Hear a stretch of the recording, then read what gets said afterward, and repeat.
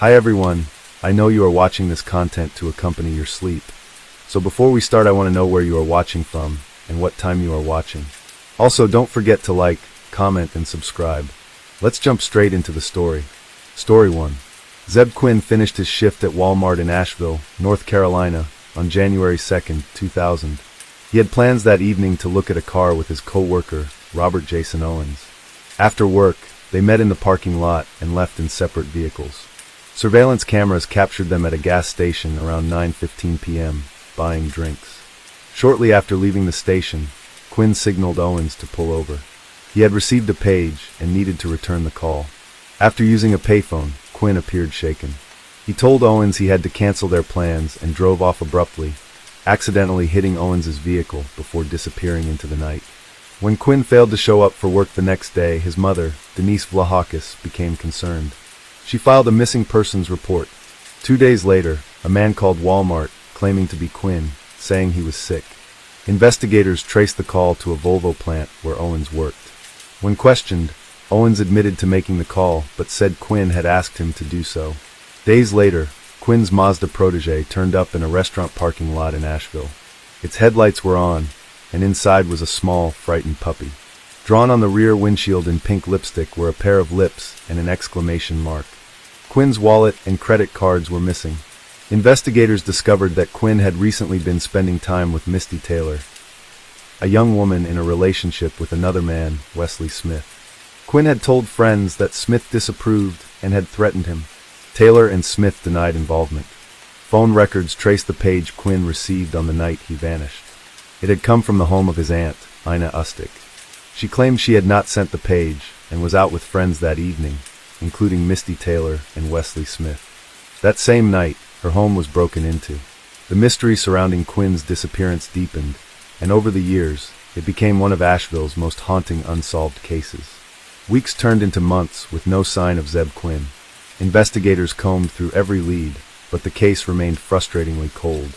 The unusual details surrounding his disappearance raised more questions than answers. The abandoned car, the puppy inside, the cryptic lipstick message, all pointed to something deeply personal, but nothing seemed to connect in a way that led to Quinn's whereabouts. His family held out hope, but as time passed, the reality of his vanishing set in. Authorities kept a close eye on Robert Jason Owens, the last person known to have seen Quinn. Owens's account of the night raised suspicion, but there was no concrete evidence linking him to foul play. He claimed that after Quinn sped off from their roadside stop, he continued toward Leicester as planned. Later that evening, Owens showed up at work with injuries, scratches on his arms, a bruised forehead. He told co-workers he had been in a car accident. However, there were no records of a crash matching his description. Investigators suspected the injuries could have been the result of an altercation, but without a body or witness testimony, they had nothing substantial to hold him. Attention soon turned back to the page Quinn had received that night. Why would someone at his aunt's house send him a message? Ina Ustic, Quinn's aunt, was insistent that she had no part in it. She had been out for dinner with friends when the message was sent. Among those at the dinner table were Misty Taylor and Wesley Smith. Quinn had told people that Smith was angry about his involvement with Taylor. Was this a coincidence, or was Smith trying to warn him? Ustic reported that when she returned home later that evening, her house had been broken into. No valuables were taken, but drawers were ransacked, papers scattered. It was as if someone had been looking for something specific. Despite these leads, the case continued to stall. No evidence surfaced to confirm whether Quinn had met with foul play or had disappeared willingly. His bank accounts remained untouched. His family insisted he had no reason to run away. The restaurant where his car was found was not a place he frequented. If someone had planted his car there, why that location? The puppy inside was another enigma. Quinn had no known connection to the animal, and no one came forward to claim it. The pressure to find answers weighed heavily on detectives. They re-examined surveillance footage from the night Quinn disappeared. The video from the gas station showed Quinn and Owens buying drinks, nothing unusual. But after Quinn left in a hurry, there were no further sightings. His car didn't show up on other traffic cameras. It was as if he had simply vanished into thin air. As the years passed, the case became one of Asheville's most well-known mysteries. Rumors spread throughout the community. Some believed Quinn had gotten involved in something dangerous, something he never spoke about. Others were convinced someone close to him knew more than they were admitting. His family refused to give up, hoping for a breakthrough. But without a body, without a crime scene, the truth remained buried. Years passed, and Zeb Quinn's case remained an open wound in Asheville. His family never stopped searching for answers, but with no new evidence, the case grew cold. Detectives revisited the few leads they had, hoping for a breakthrough. They re-interviewed Robert Jason Owens multiple times, but his story remained unchanged. There were still inconsistencies: his injuries the night Quinn disappeared, the strange phone call to Walmart, and his vague timeline, but nothing that could be proven as criminal involvement. Without a body or any physical evidence tying Owens to a crime, authorities had little to go on. Quinn's mother, Denise Vlahakis, remained vocal about her son's disappearance. She pushed for renewed investigations and pleaded for the public's help. Every few years, new theories would emerge. Some believed Quinn had been murdered over his interest in Misty Taylor, that her boyfriend Wesley Smith had orchestrated an attack to eliminate his romantic rival. Others thought Quinn had uncovered something dangerous, possibly involving someone he knew. The mysterious break-in at his aunt's house on the night of his disappearance only added to the speculation. Then, in 2015, a shocking event shattered the quiet stagnation of the case. Robert Jason Owens, the last person to see Zeb Quinn, was arrested for an entirely different crime. He was charged with the brutal murders of Christy Schoen Codd and her husband, J.T. Codd, a well-known couple in the area. Investigators found that Owens had not only killed them, but had also attempted to destroy their remains. The nature of the crime was chillingly methodical. Authorities were horrified by the level of violence, and the arrest immediately brought renewed attention to Quinn's case. If Owens was capable of such brutality, could he have done the same to Quinn? With Owens now in custody, investigators pressed him about Quinn. They hoped he would finally reveal what had happened on that January night in 2000. For years, he had denied any involvement, but with mounting pressure, cracks began to form in his story. In 2017, he finally confessed, at least partially. Owens admitted that he had helped dispose of Quinn's body. According to his statement, his uncle, Gene Owens, was the one who had actually killed Quinn. The motive, he claimed, was a murder-for-hire plot ordered by Wesley Smith, Misty Taylor's boyfriend at the time. Owens said Smith had wanted Quinn dead because of his growing relationship with Taylor, and Gene Owens had been paid to carry it out. Once the murder was complete, Owens claimed he had assisted in covering it up, but there were still unanswered questions. Gene Owens had died in 2017, taking any further details with him. The confession also lacked a key element: Quinn's body. Despite Owens's admission, investigators were unable to recover any remains. Without physical evidence, the case could not be fully closed. Owens took a plea deal, admitting to being an accessory after the fact, but he was never convicted of Quinn's murder itself. For Quinn's family, the confession brought mixed emotions. It confirmed their worst fears: Zeb had been murdered, but without a body, there was no true closure. The unanswered questions continued to haunt them. Was Owens telling the full truth, or was he protecting himself from more serious charges? Had Wesley Smith really ordered the killing, or was there another motive no one had uncovered? Decades after that fateful night, the mystery of Zeb Quinn remains. His name still lingers in Asheville's collective memory, a reminder of a young man taken too soon. His family continues to seek justice, refusing to let the case fade into obscurity. Even with Owens's confession, the full truth remains elusive, locked away with those who know what really happened. The case stands as one of North Carolina's most unsettling disappearances, one that, despite the years, refuses to be forgotten. Story 2. On January 19, 2000, the tranquil neighborhood of Pasir Ris in Singapore was shaken by a tragic event that would become one of the nation's most notorious criminal cases. The lifeless body of 17-year-old Ko Mu Chin was discovered in a flat at Block 562, Pasir Ris Street 51. The subsequent investigation revealed a harrowing tale of love, jealousy, and betrayal that culminated in murder. Ko Mu Chin, affectionately known as Mu Chin, was a student at a local polytechnic. Described by friends and family as cheerful and kind-hearted, she was in a relationship with 18-year-old Chan Chun Wai. Chan, a part-time waiter, was known to be deeply infatuated with Mu Chin. However, their relationship was fraught with challenges, primarily stemming from Chan's intense jealousy and possessiveness. Mu Chin and Chan had been dating for several months. Friends noted that while Mu Chin appeared happy, there were underlying tensions. Chan's possessive nature often led to disagreements, especially when Mu Chin interacted with other male friends. Despite these issues, the couple continued their relationship, with Chan frequently expressing his deep affection for Mu Chin. In late 1999, Mu Chin became acquainted with another young man, whose identity was not widely publicized. This new friendship did not sit well with Chan. He became increasingly suspicious and paranoid, fearing that Mu Chin was developing romantic feelings for this individual. Chan's jealousy intensified, leading to frequent arguments between the couple. On January 19, 2000, Chan invited Mu Chin to his flat in Pasir Ris. According to Chan's later statements, the two spent the day together, during which they engaged in intimate relations. Following this, a conversation ensued where Mu Chin allegedly confessed that she had stronger feelings for the other man. This revelation devastated Chan, overcome with a mix of heartbreak and rage. He confronted Mu Chin about her feelings. The situation escalated rapidly. In a fit of jealousy and despair, Chan strangled Mu Chin, leading to her untimely death. Realizing the gravity of his actions, Chan attempted to end his own life by slashing his wrists. However, his suicide attempt was unsuccessful. He then spent the night beside Mu Chin's lifeless body, grappling with the reality of what he had done. The following day, Chan's mother returned home to find her son injured and Mu Chin dead. She immediately alerted the authorities. Chan was arrested and taken into custody. During police interrogations, he confessed to the murder, citing his overwhelming jealousy and fear of losing Mu Chin as the primary motives behind his actions. Chan Chun-wai was charged with the murder of Ko Mu Chin. During the trial, the prosecution presented evidence of Chan's possessiveness and his inability to cope with the perceived threat to his relationship. The defense, on the other hand, highlighted Chan's youth and emotional turmoil, arguing that the act was not premeditated, but rather a spontaneous reaction to emotional distress. Despite the defense's arguments, the court found Chan guilty of murder.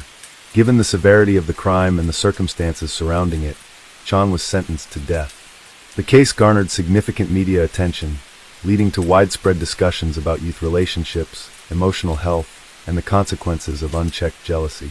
The tragic death of Ko Mu Chin served as a somber reminder of the potential dangers of possessiveness and uncontrolled emotions in relationships. It prompted educational institutions and community organizations in Singapore to initiate programs focusing on healthy relationship dynamics, emotional regulation, and conflict resolution among youths. The case also highlighted the importance of mental health awareness, emphasizing the need for accessible counseling services for young individuals dealing with emotional and relational challenges. The memory of Mu Chin's untimely death continues to resonate in Singapore, underscoring the critical importance of addressing emotional well-being in the nation's youth. The news of Ko Mu Chin's tragic death spread rapidly, shocking the local community and leaving her family in deep grief. She had been a bright student with a promising future, but that future had been violently stolen away. Her parents, unable to comprehend the brutal manner in which their daughter had died, pleaded for justice. The authorities immediately launched a full-scale investigation, combing through every detail of the crime scene and piecing together the sequence of events leading to her death. Chan Chun-wai, now in police custody, remained in a state of shock. He was treated for his self-inflicted wounds before being transferred to an interrogation room. Detectives pressed him for details, but in the initial hours, he struggled to speak coherently. His emotions fluctuated between deep regret and anger. He admitted to killing Mu Chin, but insisted that it had not been planned. He claimed that he had acted in a moment of uncontrollable despair when she confessed her feelings for another man. His tears and remorseful demeanor suggested that he had not intended for things to end this way, but the law was clear. Intentional or not, he had taken a life. Investigators carefully reconstructed the timeline. On the morning of January 19th, Chan had messaged Mu Chin, inviting her over. She had hesitated at first, knowing that their relationship had been rocky in recent weeks, but she eventually agreed. She arrived at his flat around noon, and neighbors later reported hearing faint sounds of conversation and laughter coming from inside. The two had spent the afternoon together, talking, eating, and, as Chan later admitted, being physically intimate. However, tensions began to rise when Chan pressed her about her feelings. He demanded to know if she still loved him, or if she had developed feelings for someone else. Mu Chin, never one to lie, told him the truth. She had started to see someone else as more than a friend. The revelation was like a dagger to Chan's heart.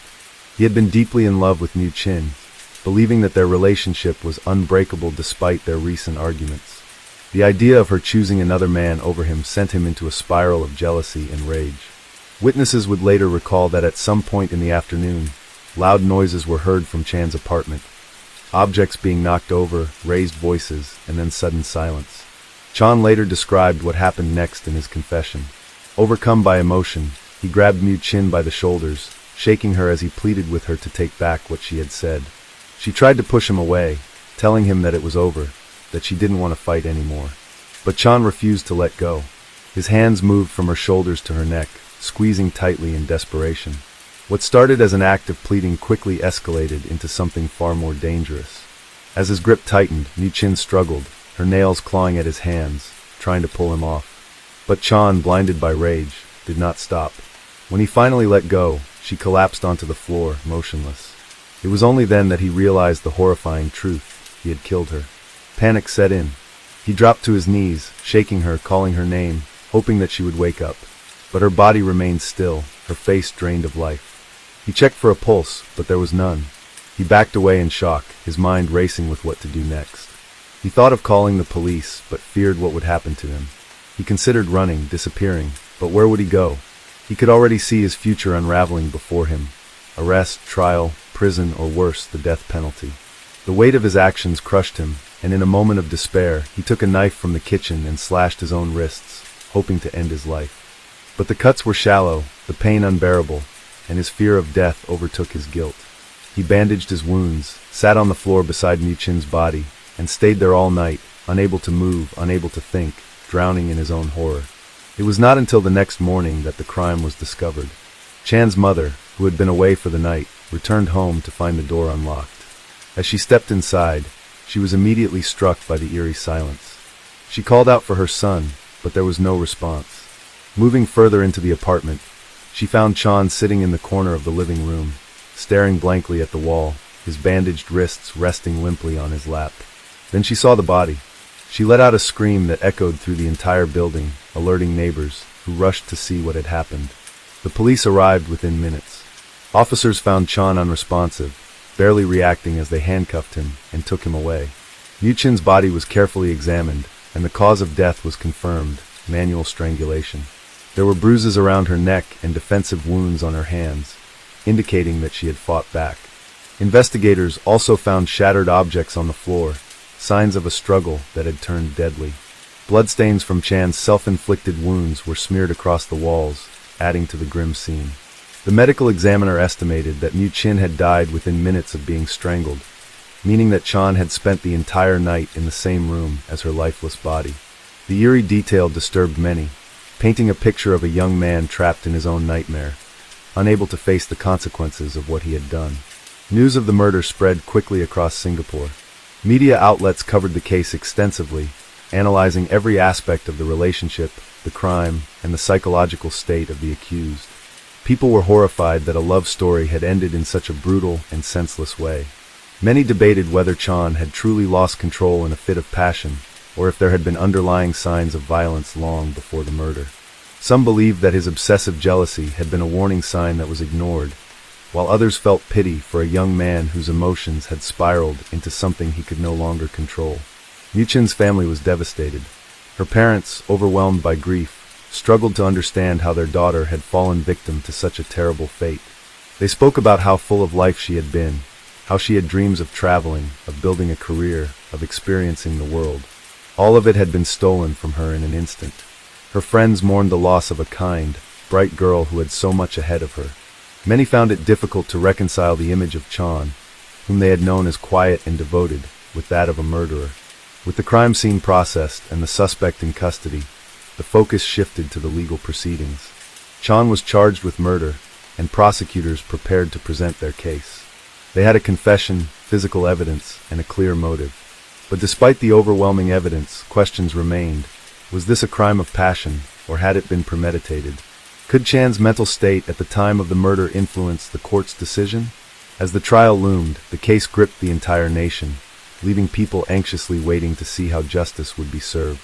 The trial of Chan Chun Wai began amid intense media scrutiny, with the entire nation closely following the proceedings. The courtroom was packed with reporters, legal experts, and members of the public, all eager to witness how justice would unfold. Mu Chin's grieving parents sat in the front row, their faces etched with pain and exhaustion, while Chan's family sat silently behind him, struggling to reconcile the young man they had raised with the accused standing before the judge. The prosecution and defense teams prepared to present their arguments, knowing that the outcome of this case would not only determine Chan's fate, but also send a strong message about domestic violence, possessiveness, and the limits of emotional control in relationships. The prosecution wasted no time in laying out its case. The lead prosecutor described Chan's jealousy, his escalating possessiveness, and his refusal to accept that Mu Chin was moving on. They painted a picture of a young man obsessed with control, one who could not handle rejection, and had ultimately chosen to kill rather than let go. The evidence was damning. Mu Chin's injuries clearly indicated a struggle, suggesting that she had fought for her life in her final moments. The bruising on her neck was consistent with prolonged strangulation, not a momentary loss of control, but a deliberate act of force that lasted long enough to ensure she would not survive. The prosecution emphasized that this was not an accident, not a momentary lapse in judgment, but a conscious choice to end another human life. The defense, on the other hand, argued that Chan had acted in the heat of the moment. They described him as an emotionally unstable young man, overwhelmed by heartbreak and desperation. They presented psychological evaluations suggesting that Chan suffered from severe emotional distress and had been pushed to the edge by the fear of losing Mu Chin.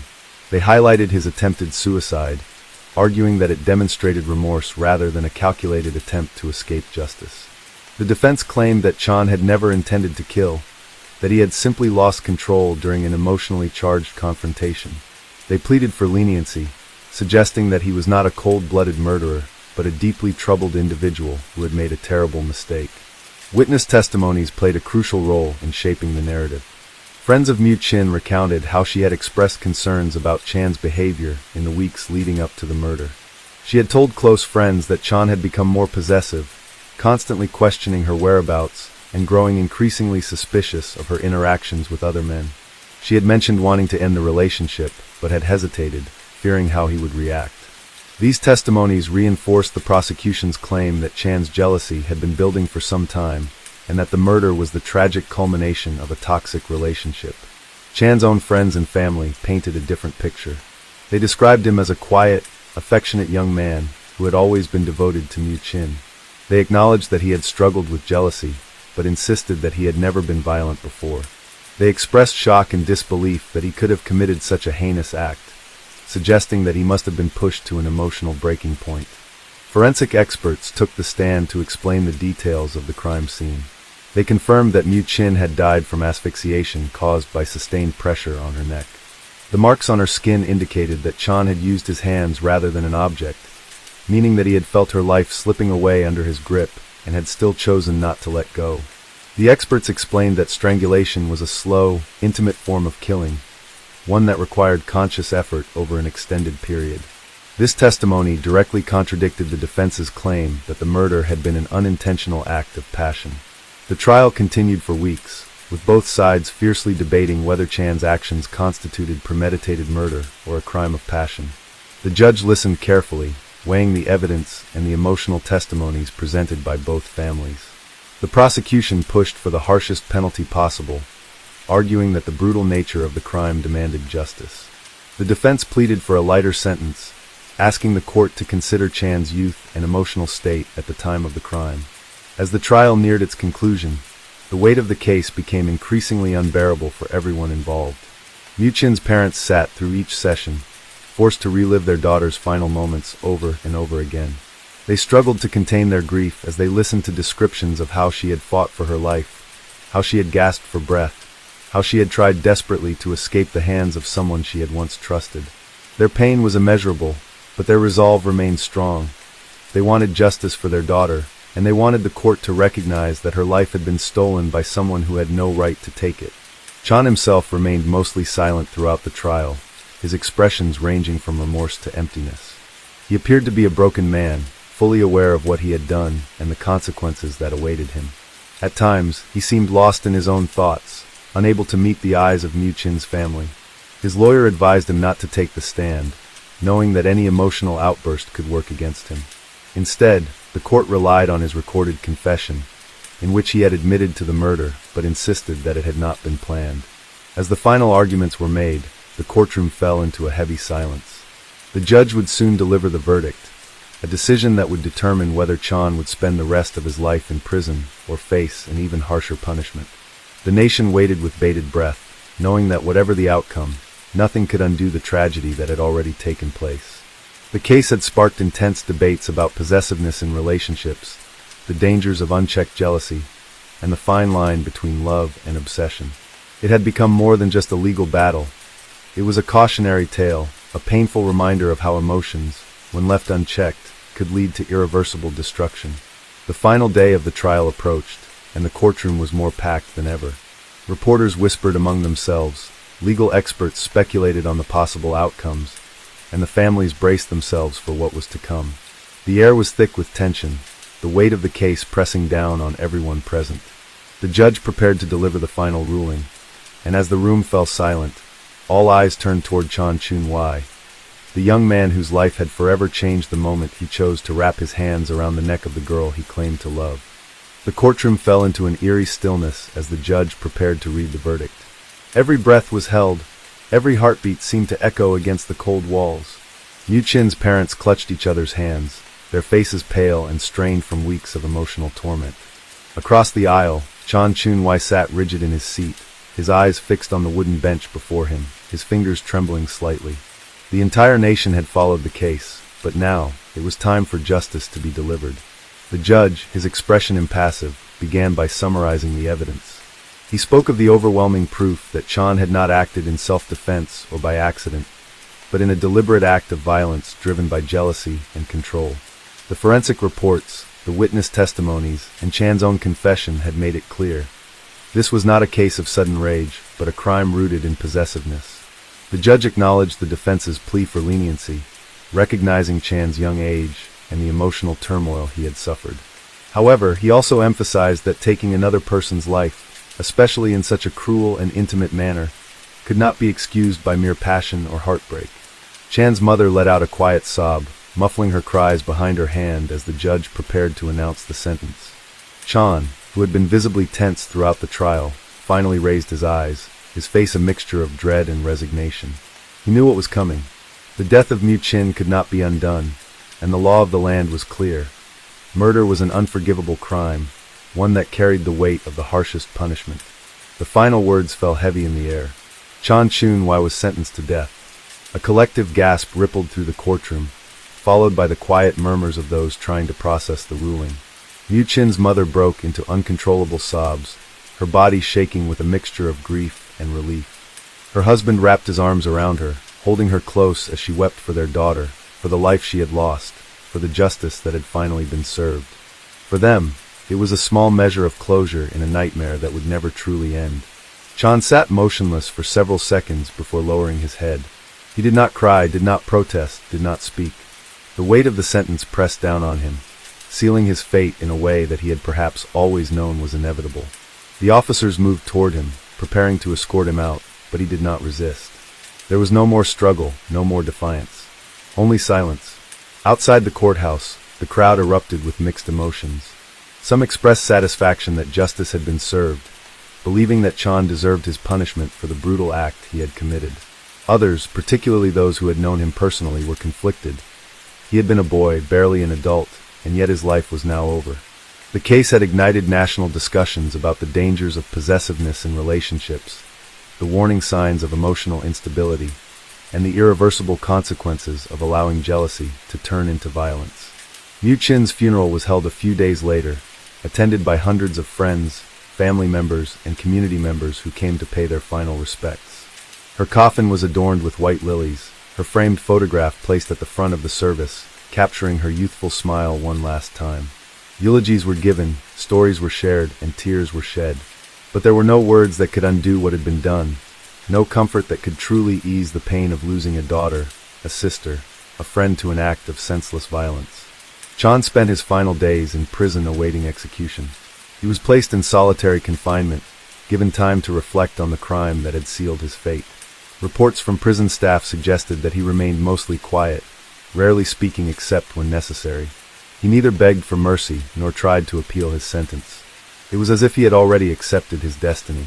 Some believed he was consumed by regret, haunted by the memory of what he had done.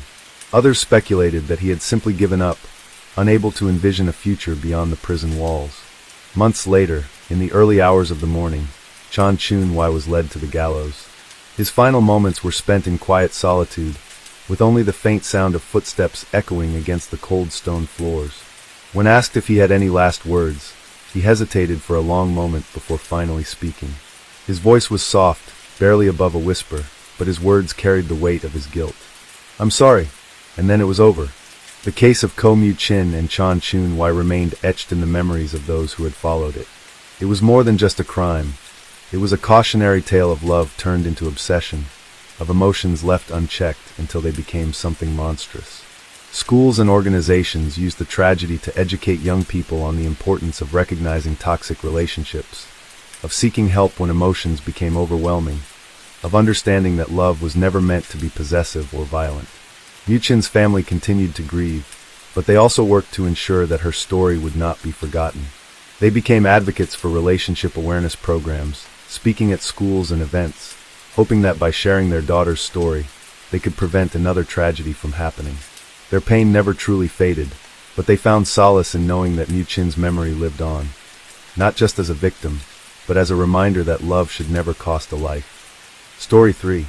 On January 4th, 2000, a horrific crime rocked the quiet suburban community of Penang, Malaysia. A middle-aged man, To Sui Lung, was found brutally murdered in his home under mysterious circumstances. The case would go on to capture national attention due to the shocking details surrounding his death and the investigation that followed. To Sui Lung was a successful businessman who had made his fortune in the local real estate market. He was known as a meticulous and private individual, often spending long hours working from his luxurious home. His family described him as a dedicated father and husband, although those who worked with him often spoke of his volatile temper and intense desire for control. His wife, Tan Mei Lee, was a quiet and reserved woman, known to keep to herself, while their 2 children were away at university during the time of the murder. On the morning of January 4th, To's housekeeper, Li Yen, arrived to find the front door wide open, a rare occurrence given the security measures in place at the home. She entered cautiously, calling out for To, but received no answer. As she made her way into the living room, she was struck by the scene before her. To Sui Lung's body lay sprawled on the floor in a pool of blood. His face was bruised and battered, and his throat had been slashed so deeply that the blood had soaked into the carpet beneath him. His body was surrounded by scattered furniture, suggesting a violent struggle had taken place. Li Yen immediately called the police, her voice trembling as she relayed the discovery to the authorities. Within minutes, officers arrived at the scene, securing the area and beginning their investigation. The initial examination revealed that To had suffered significant injuries, including multiple blows to the head and face, likely caused by blunt force trauma. His throat had been slit with a sharp object, almost certainly a knife. It appeared that the victim had been ambushed and attacked in the midst of his morning routine. There were no signs of forced entry into the house, suggesting that To's attacker may have been someone he knew, someone he trusted. Detective Wang Han was assigned to the case, a seasoned investigator known for his attention to detail and his ability to uncover hidden motives. He immediately began questioning those close to the victim, starting with the family. To's wife, Tan Mei Lee, was visibly shaken when the police arrived to inform her of her husband's death. She was in disbelief, insisting that she had no idea who would want to harm her husband. She claimed that the couple's relationship had been relatively peaceful, despite the occasional argument, but there had been no indication that anyone would wish him harm. Detective Wang listened carefully to her statements, but remained skeptical. There was something about Tan Mei Lee's demeanor that didn't quite match the shock of someone who had just lost her spouse. While she was clearly upset, her answers seemed rehearsed, almost too measured. The detective filed this away in his mind, but continued to investigate other potential leads. Next, Wang spoke to the housekeeper, Li Yen, who had worked for the To family for several years. Li Yen was visibly distressed, her eyes red from crying. She explained that she had been with the family for over 5 years, and had always been treated well. There was nothing out of the ordinary in the days leading up to the murder, although she mentioned that To had seemed particularly on edge recently.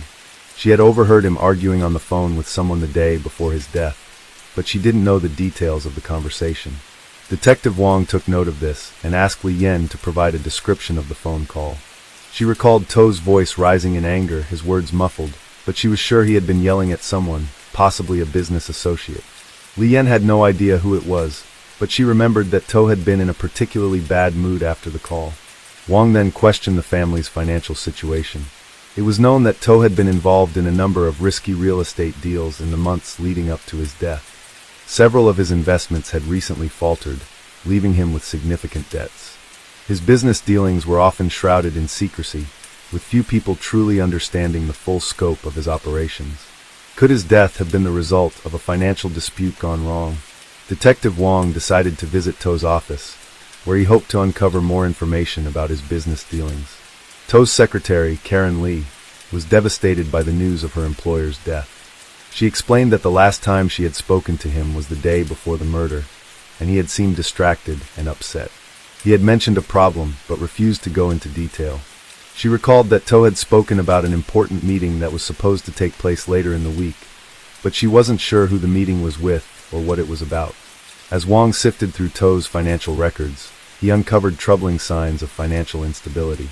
It appeared that To had been living beyond his means, borrowing large sums of money from various sources, including loan sharks. Several large transactions had been made to anonymous accounts, and there was evidence of pressure mounting from creditors. Wong considered the possibility that To's murder had been orchestrated by one of these individuals, someone seeking to recoup their losses through violence. However, there was no direct evidence linking anyone to the crime yet. The detective's next lead came from To's close associate, a man named Ko Ming-shung, who had been involved in many of his business ventures. Ko was a charismatic and ambitious man, known for his sharp business acumen, but also for his ruthlessness when it came to securing deals. Ko had been in close contact with To in the weeks leading up to the murder, and Wong began to suspect that their relationship might have been more than just professional. When Wong interviewed Ko, he was initially cooperative, though he seemed eager to downplay the intensity of his relationship with To. He explained that while they had worked together on several projects, their business relationship had recently soured. Ko admitted that To had begun questioning his loyalty and had accused him of taking advantage of their partnership. Ko denied any involvement in To's death, but Wong couldn't help but notice his discomfort under questioning. Ko's alibi was weak. He claimed to have been out of town on business at the time of the murder, but he was unable to provide substantial proof of his whereabouts. Wong decided to dig deeper into Ko's finances and connections, suspecting that he might have more to hide than he was letting on. As the investigation continued, Detective Wong began to uncover troubling details about Ko's background. He had been involved in a number of shady deals and had several run-ins with the law, though none had led to serious charges. Was Ko involved in illegal activities that To had discovered? Had Ko been driven to murder to silence his former partner before he could reveal any secrets? As the days passed, the pieces of the puzzle slowly began to come together. Detective Wong was determined to uncover the truth about who had killed To Sui Lung, and the investigation was far from over. The question remained, was the motive behind To's death one of financial gain, a personal betrayal, or something darker still? As the mystery deepened, one thing was certain. The man who had taken To's life was still out there, and Wong would stop at nothing to bring him to justice.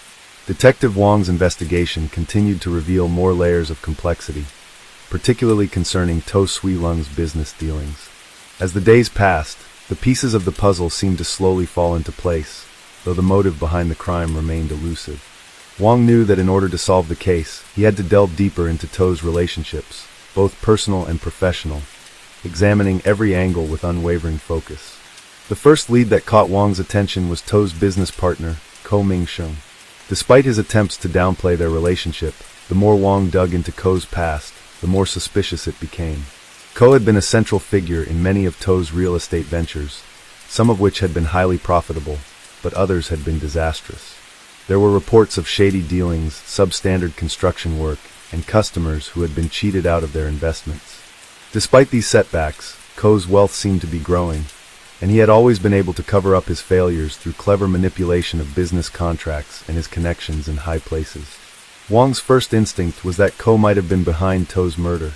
The two men had argued fiercely in the weeks leading up to To's death. According to To's secretary, Karen Lee, the last conversation she had overheard between the two men was heated. To had accused Ko of using their partnership as a stepping stone to expand his own ventures while neglecting the risks involved.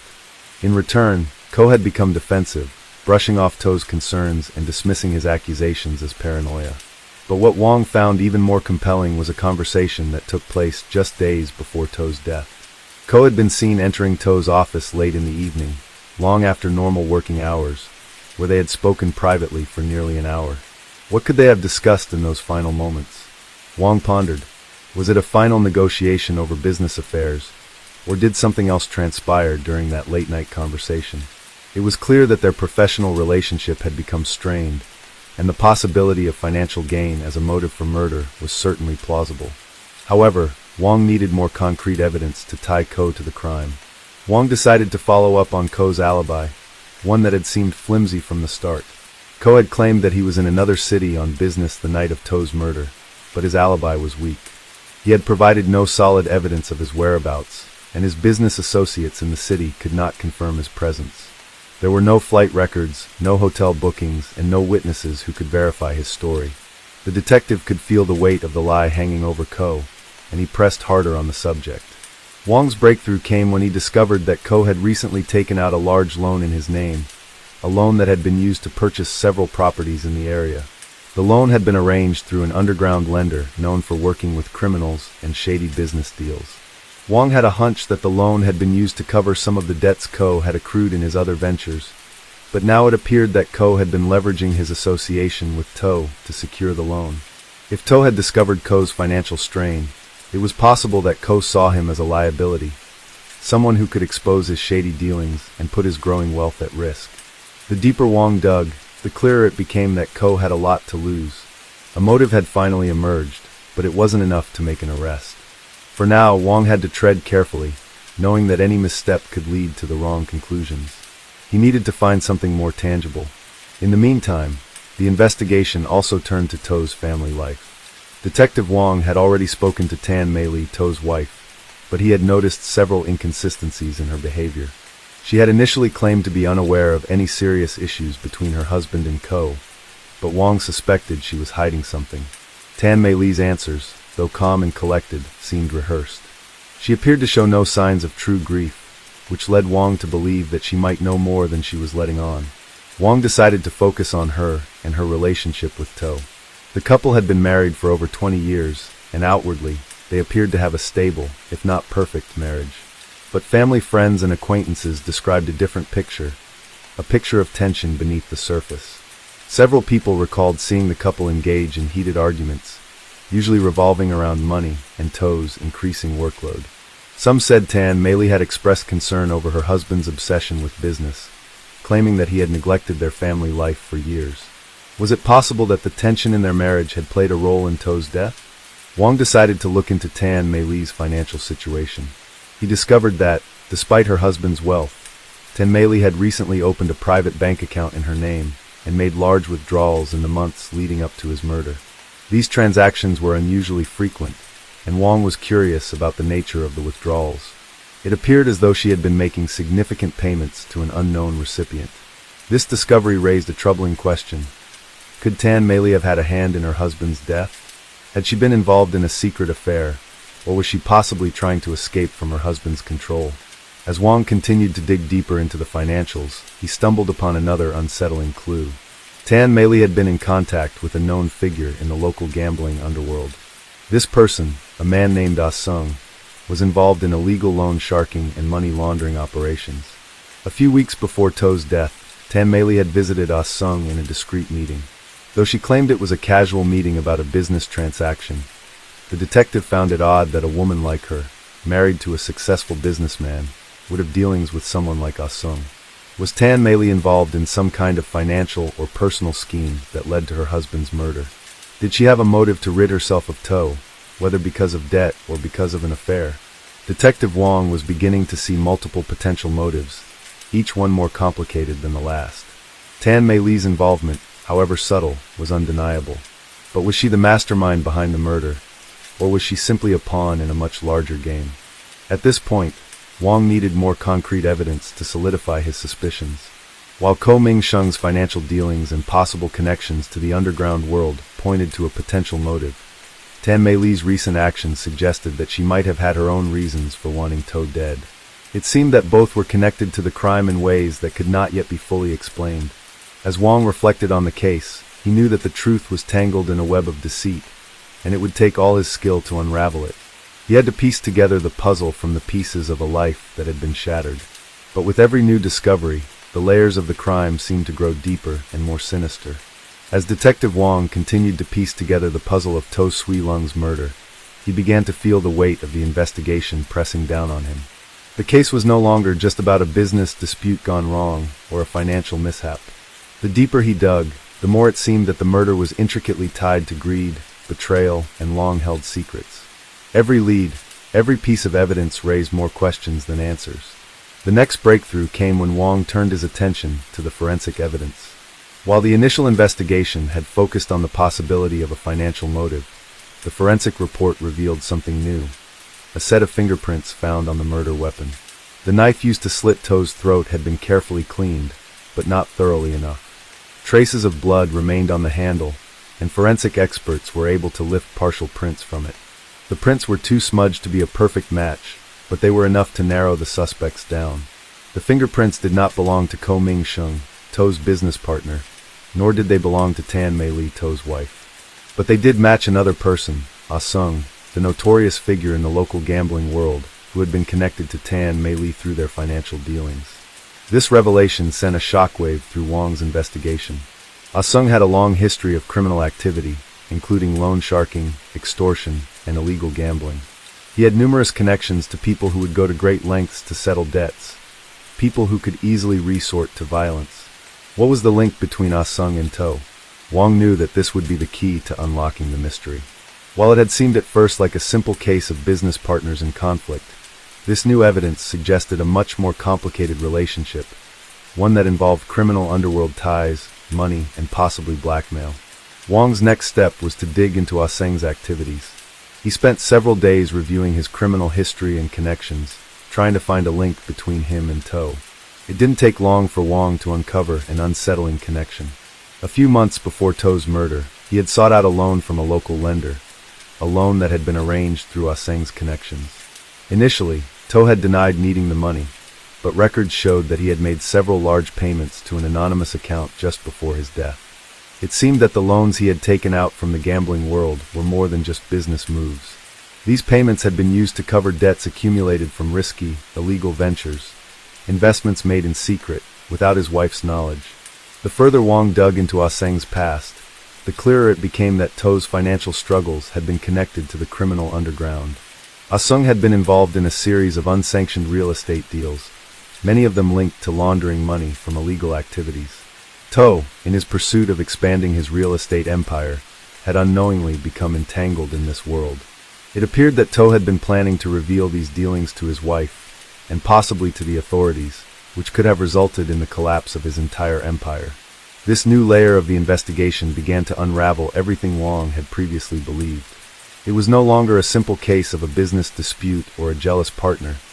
It was about a man who had dug himself so deep into debt, a man who had been forced to navigate the dangerous waters of illegal business dealings in order to maintain his image.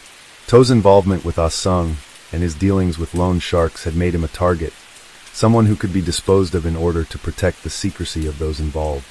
As Wang connected the dots, he began to suspect that Tan Mei Li's involvement in the murder was deeper than he had initially believed. She had known about To's debts, and she had certainly been aware of his relationship with Ah Sung. While she had publicly claimed to be unaware of To's financial troubles, the evidence suggested otherwise. Tan Mei Li had been living in the lap of luxury, and despite her apparent calm during the interviews, Wang now saw that her facade was a carefully crafted act. The payments she had made to Ah Sung indicated that she had been complicit in covering up her husband's criminal activity. Perhaps out of fear, perhaps out of greed, or perhaps out of both. But the more Wang thought about it, the more questions arose. Why would she want to kill her husband, if they were merely trying to cover up a financial scandal? Could she have been working with Ah Sung in secret, or was she merely a pawn in a larger scheme? Was Tan Mei Li the mastermind behind the murder, or had she been manipulated into taking part? The more complex the investigation became, the more difficult it was to discern who was truly behind To's death. As Wong began to prepare for his next round of questioning, he was struck by an unsettling possibility. What if the murder had been a hit ordered by Ah Sung to silence To before he could expose the criminal underworld that had been financing his real estate ventures? Ah Sung had certainly had the motive. He had connections to the most dangerous elements of the gambling world, and he had everything to lose if To went public. But Wong couldn't shake the nagging feeling that there was still a piece of the puzzle missing. The investigation took a new turn when Wong discovered that Tan Meili had been in contact with Ah Sung the night before the murder. She had used a burner phone to make a series of calls to him, calls that had not been registered under her name. The timing of the calls suggested that they had been planning something, possibly coordinating an action. However, despite this suspicious behavior, Wong could not find definitive proof of her direct involvement in the murder. It seemed as though Ah Sung had been the one pulling the strings, using Tan Meili as a pawn in a deadly game. Wong's breakthrough came when he interviewed one of Ah Sung's associates, a low-level gangster who had been involved in the real estate ventures with To. The associate revealed that Ah Sung had been in a panic in the days leading up to To's murder. He had been worried that To was planning to cut ties with him, and he feared that To might expose their dealings to the authorities. It seemed that Ah Sung had orchestrated the murder to protect his empire of illegal business operations. But the associate also dropped another bombshell. He claimed that Tan Meili had been in the loop all along, helping Ah Sung cover up the murder and ensuring that no evidence would tie him to it. As Wong processed this new revelation, the truth finally began to reveal itself. To had been the target of a larger scheme, a scheme driven by greed, fear, and the desire to keep dangerous secrets buried. Tan Meili had not been an innocent bystander. She had been complicit in the crime, either out of fear of losing everything or out of a desire to escape a marriage that had been built on deception and financial instability.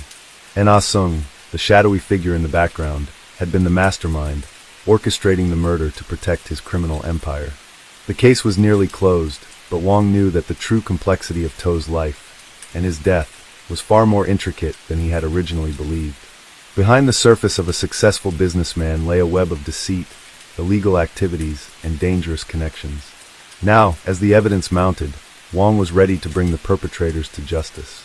But the investigation had made one thing painfully clear. Even in the seemingly perfect lives of those we know, darkness could lurk just beneath the surface. Detective Wong spent the final days of the investigation compiling all the evidence he had gathered. As the web of lies and deceit unraveled, he found himself immersed in a case that was far more complicated than he had ever anticipated. To Sui Lung's murder was no longer just a business dispute gone wrong. It was a carefully orchestrated plot involving betrayal, manipulation, and the darkest corners of the criminal underworld. Wong's persistence had paid off. The fingerprints on the murder weapon were finally matched to Ah Sung, the notorious loan shark and criminal mastermind. With his connections to To through the underground world of real estate, Ah Sung had the most to lose if To had decided to expose the dirty dealings that had funded much of his empire. The extensive financial evidence pointed to the fact that To had been trying to pull away from these dangerous dealings, possibly trying to cleanse his reputation and protect his family. But Ah Sung, fearful of losing his grip on the illegal operations, had taken drastic measures. But the investigation didn't end with Ah Sung. Wong's suspicion of Tan Meili had been confirmed. Despite her outward composure, the evidence indicated that she had been more involved in her husband's finances than she had let on. She had been complicit in covering up To's debts, and had been in contact with Ah Sung in the days leading up to the murder.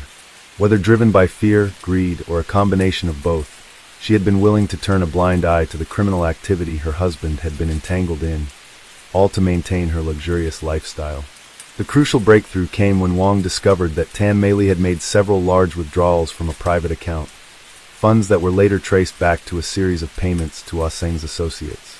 The clandestine financial transactions revealed that Tan Meili had been trying to distance herself from her husband's financial troubles, but at the same time, she was secretly ensuring that the criminal empire her husband was involved in would remain protected. Wong's final piece of evidence came from a conversation between Tan Meili and Ah Sung, which had been recorded by a discreet wiretap installed in one of Ah Sung's safe houses. In the recording, Tan Meili appeared to be negotiating a final settlement with Ah Sung. She agreed to help cover up To's murder in exchange for protection and a share of the profits from the criminal operations. It was clear that she had not only been complicit in her husband's financial entanglements, but had actively participated in his death, all in the pursuit of preserving her own wealth and position. With this last piece of evidence, Detective Wong was ready to bring both Tan Mei Li and Ah Sung to justice. On the day of the arrest, Wong couldn't help but reflect on how far the investigation had come. From the seemingly straightforward business dispute to a deadly conspiracy involving murder, money laundering, and the manipulation of trust. It was a reminder of how easily people could be drawn into a web of crime, especially when the stakes were high and the rewards seemed endless. As Wong entered the final stages of the case, he realized that while the murder of To Sui Lung had been solved, the story didn't end there. The investigation had uncovered layers of corruption and deceit, with far-reaching consequences that would affect not only those directly involved, but also the wider community. Ah Seng's arrest meant the dismantling of a dangerous criminal network, but it also meant that the lives of many innocent people would be forever changed by the fallout. In the end, Wong found little satisfaction in the resolution of the case. There was no closure in this kind of crime, only the lingering knowledge that people, when faced with desperation and greed, could make choices that would lead to tragic consequences.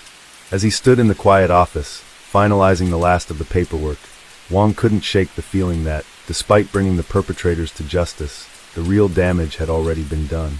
To's murder had been the catalyst for the collapse of many lives, and though justice had been served, the scars left behind would never fully heal.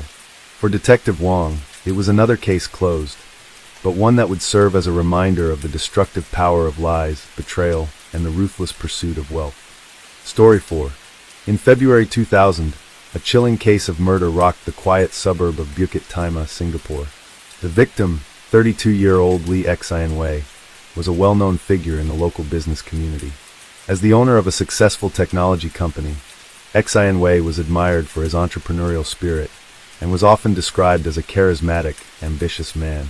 His company, X-Tech Innovations, was at the forefront of tech development, specializing in software solutions and digital marketing tools for small businesses. However, beneath the glossy surface of his professional life, a web of personal conflicts, betrayal, and greed was slowly unraveling. Xian Wei was found dead in his luxury condominium on the 19th of February, lying in a pool of blood in the living room. The murder weapon, a sharp kitchen knife, was still embedded in his chest, and there were signs of a violent struggle. His body was discovered by his personal assistant, Siti Rama, who arrived at his apartment for a routine check-in after he had missed several scheduled meetings that day. Siti, having worked for Xian Wei for over 3 years, was visibly shaken when she called the police, her voice trembling as she reported the discovery. Detective Inspector Tan Ji Rong, a seasoned investigator with the Singapore Police Force, was assigned to the case. Upon arriving at the scene, Ji Rong immediately noted the chaotic state of the apartment. Furniture was overturned, and several of Xian Wei's personal items, including a laptop and a briefcase, had been ransacked. The apartment itself, however, was not entirely disheveled, which suggested that the murderer had been looking for something specific. The knife used in the murder was a kitchen knife from Xian Wei's own collection, indicating that the killer had been inside the apartment for some time and had likely used whatever was at hand during the attack. The first person Ji Rong spoke to was Siti Rama, the personal assistant. She had arrived at Xian Wei's apartment around 10 a.m. that day, after attempting to reach him several times on his mobile phone without success. Siti had no explanation for why Xian Wei had missed his meetings, as he had always been punctual and reliable in the past. When she entered the apartment, she found the door unlocked and immediately went inside, where she discovered Xian Wei's body. Her statement was consistent, and she appeared genuinely distraught, but Ji Rong knew that it was important to verify every detail. Siti, however, was clear that she had no knowledge of anyone who might have had a motive to harm her employer. As the investigation began, Ji Rong reviewed the initial findings. Xian Wei's body had been stabbed multiple times, with the most lethal blow to his chest. There were no signs of forced entry into the apartment, and nothing appeared to have been stolen. The apartment's security footage showed no sign of any suspicious visitors in the days leading up to the murder. Ji Rong knew that this pointed to the possibility that the killer was someone who had been allowed into the apartment, someone who had access to Xian Wei's private life. Ji Rong's next move was to look into Xian Wei's business dealings, which had been flourishing in the years prior to his death. He had recently secured a lucrative contract with a multinational corporation, and rumors had surfaced that he was planning to sell his company. These developments had made him a figure of interest to several individuals who had a stake in Stecca's future. One name that stood out was Alvin Tan, a 45-year-old entrepreneur and Xionway's business partner for nearly a decade.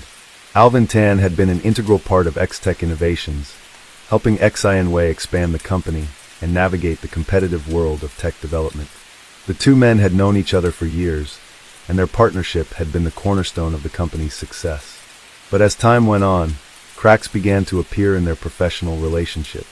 Xionway's growing ambition to sell the company had caused tensions between the two. Alvin, who had poured his own wealth into the business, was opposed to the idea of selling, fearing that he would lose control over the company he had helped build. The tension between them had escalated in recent months, with the two men often disagreeing over the direction of the business. Alvin Tan had an alibi for the time of Xionway's murder. He claimed to have been at his office, working late on a new project.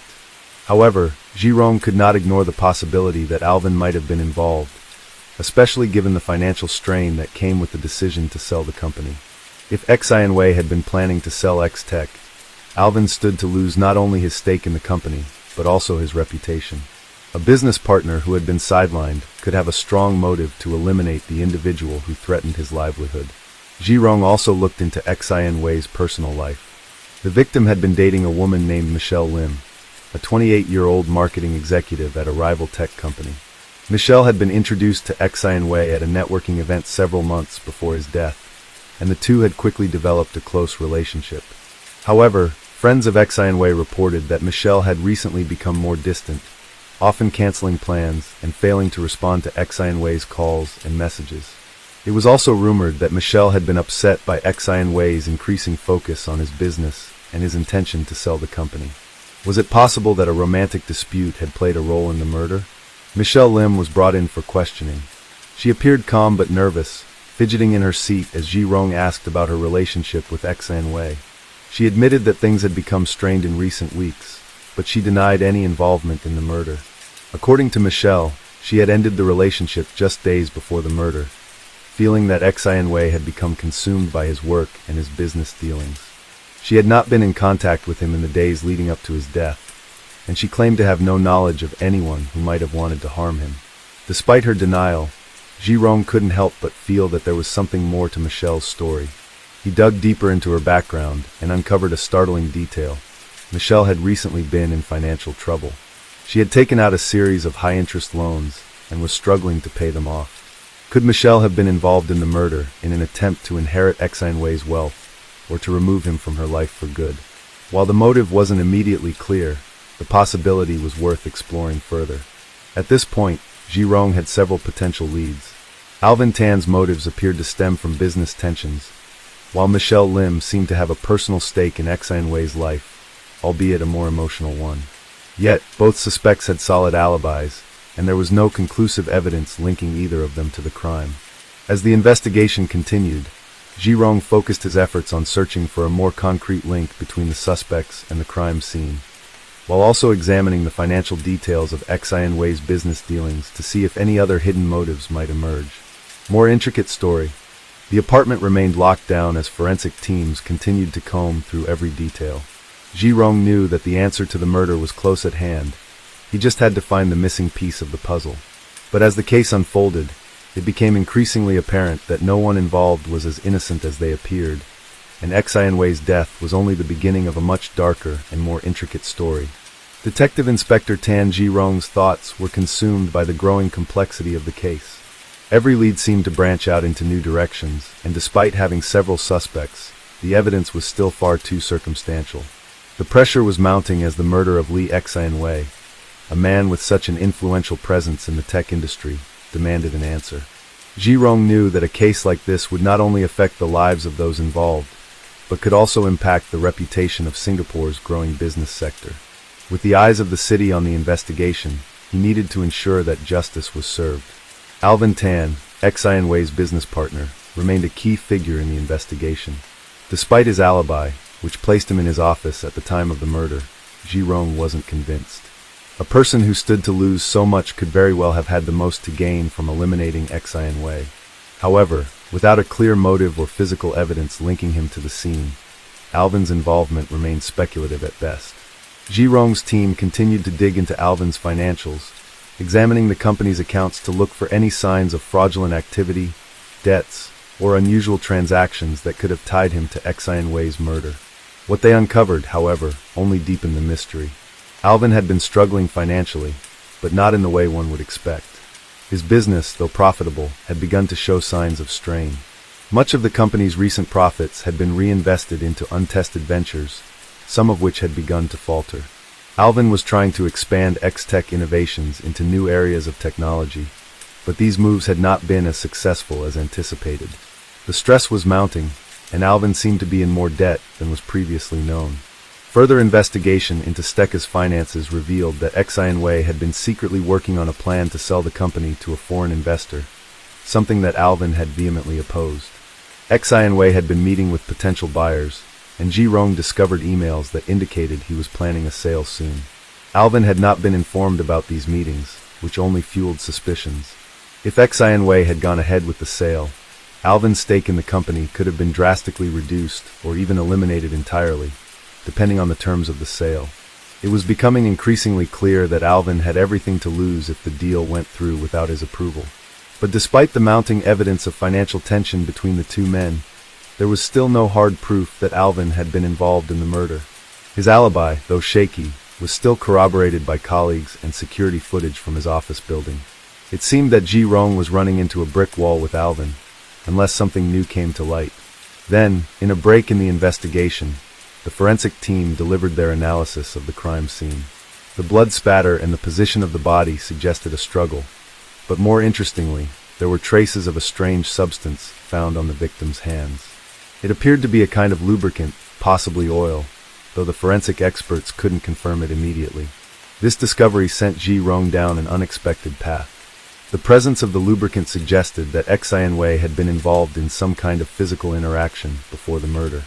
Was this a prelude to the violence, or had someone been trying to erase evidence of a larger crime? Ji-rong began considering other possible suspects, and the most likely person now was Michelle Lim, Xianwei's girlfriend.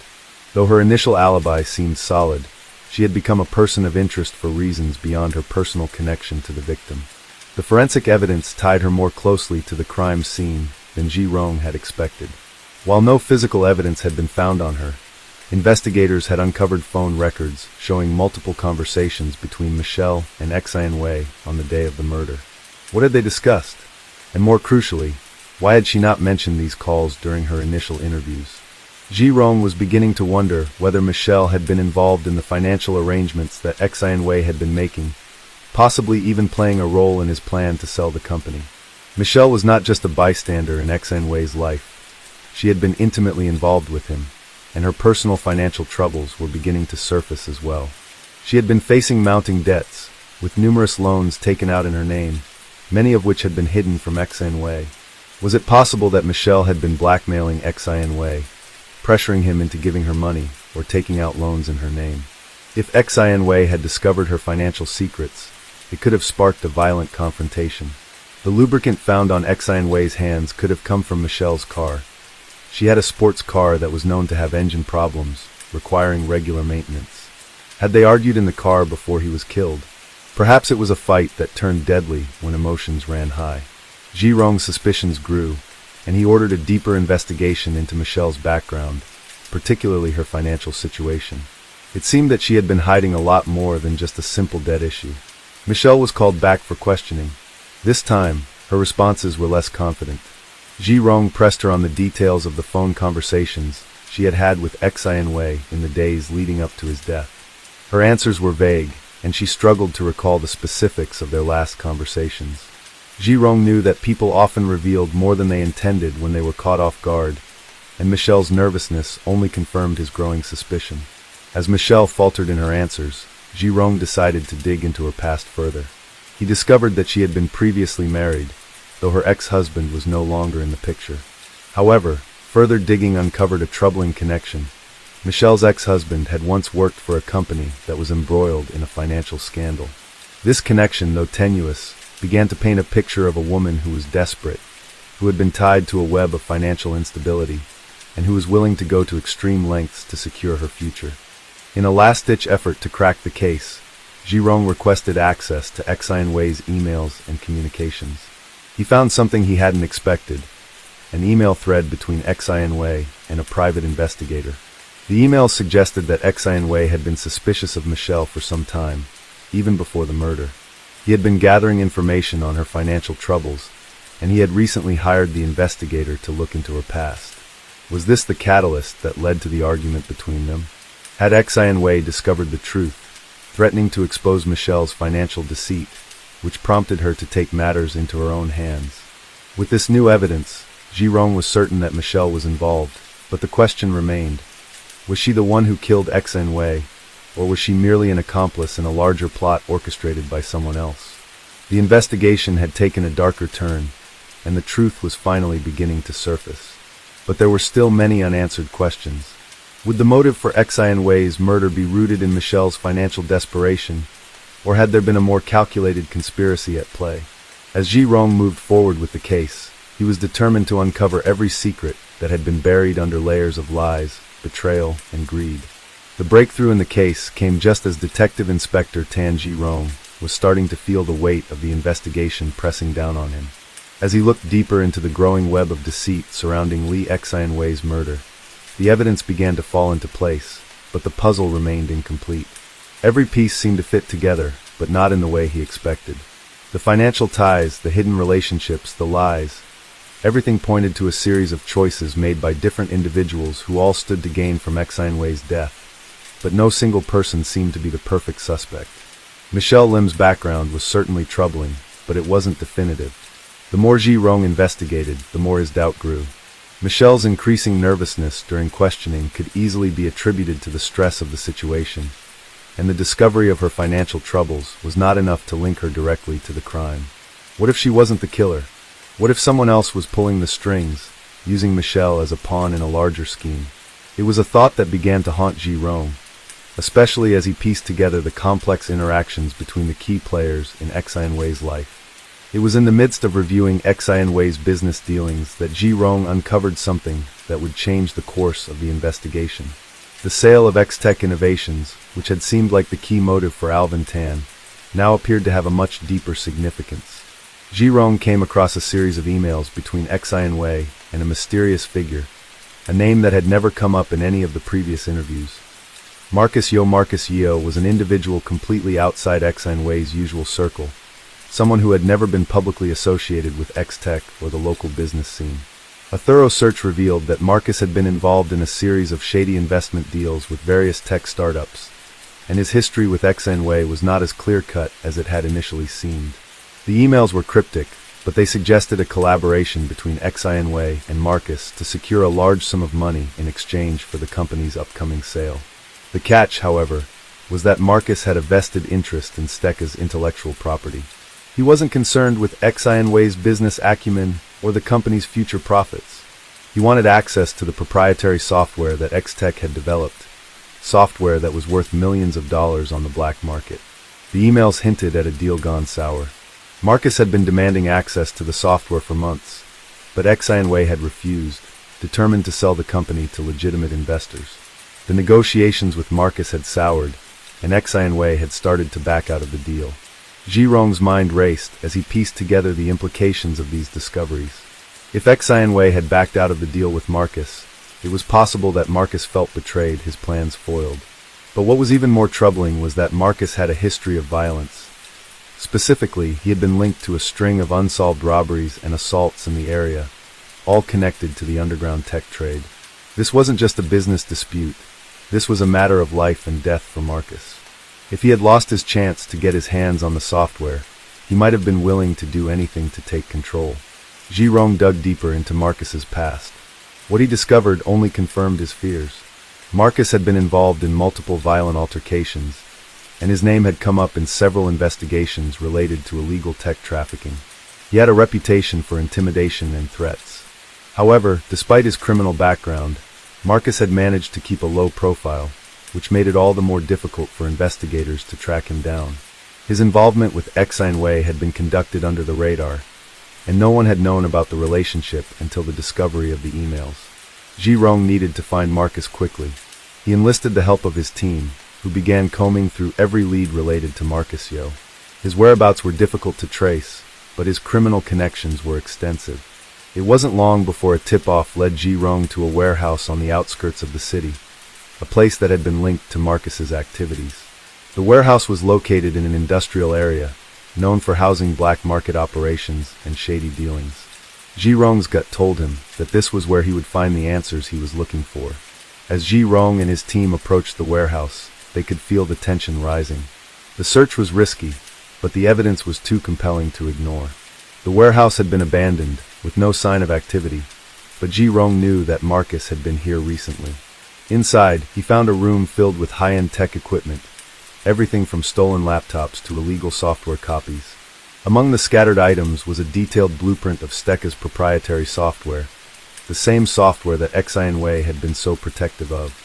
But what really stood out was a bloody shirt found in a corner of the room, hidden beneath a pile of discarded materials. Ji Rong immediately recognized the fabric.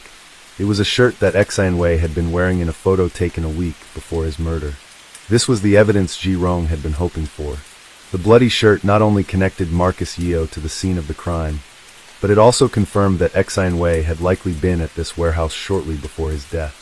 Was it possible that Xianwei had tried to meet with Marcus to settle the dispute over the software, only for the situation to turn violent? The forensic team quickly took the shirt for analysis, and the results came back within hours. The blood was a match for Xianwei.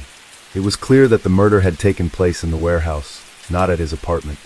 This discovery shifted the timeline of the murder significantly, and Ji Rong began to reconstruct the sequence of events in his mind.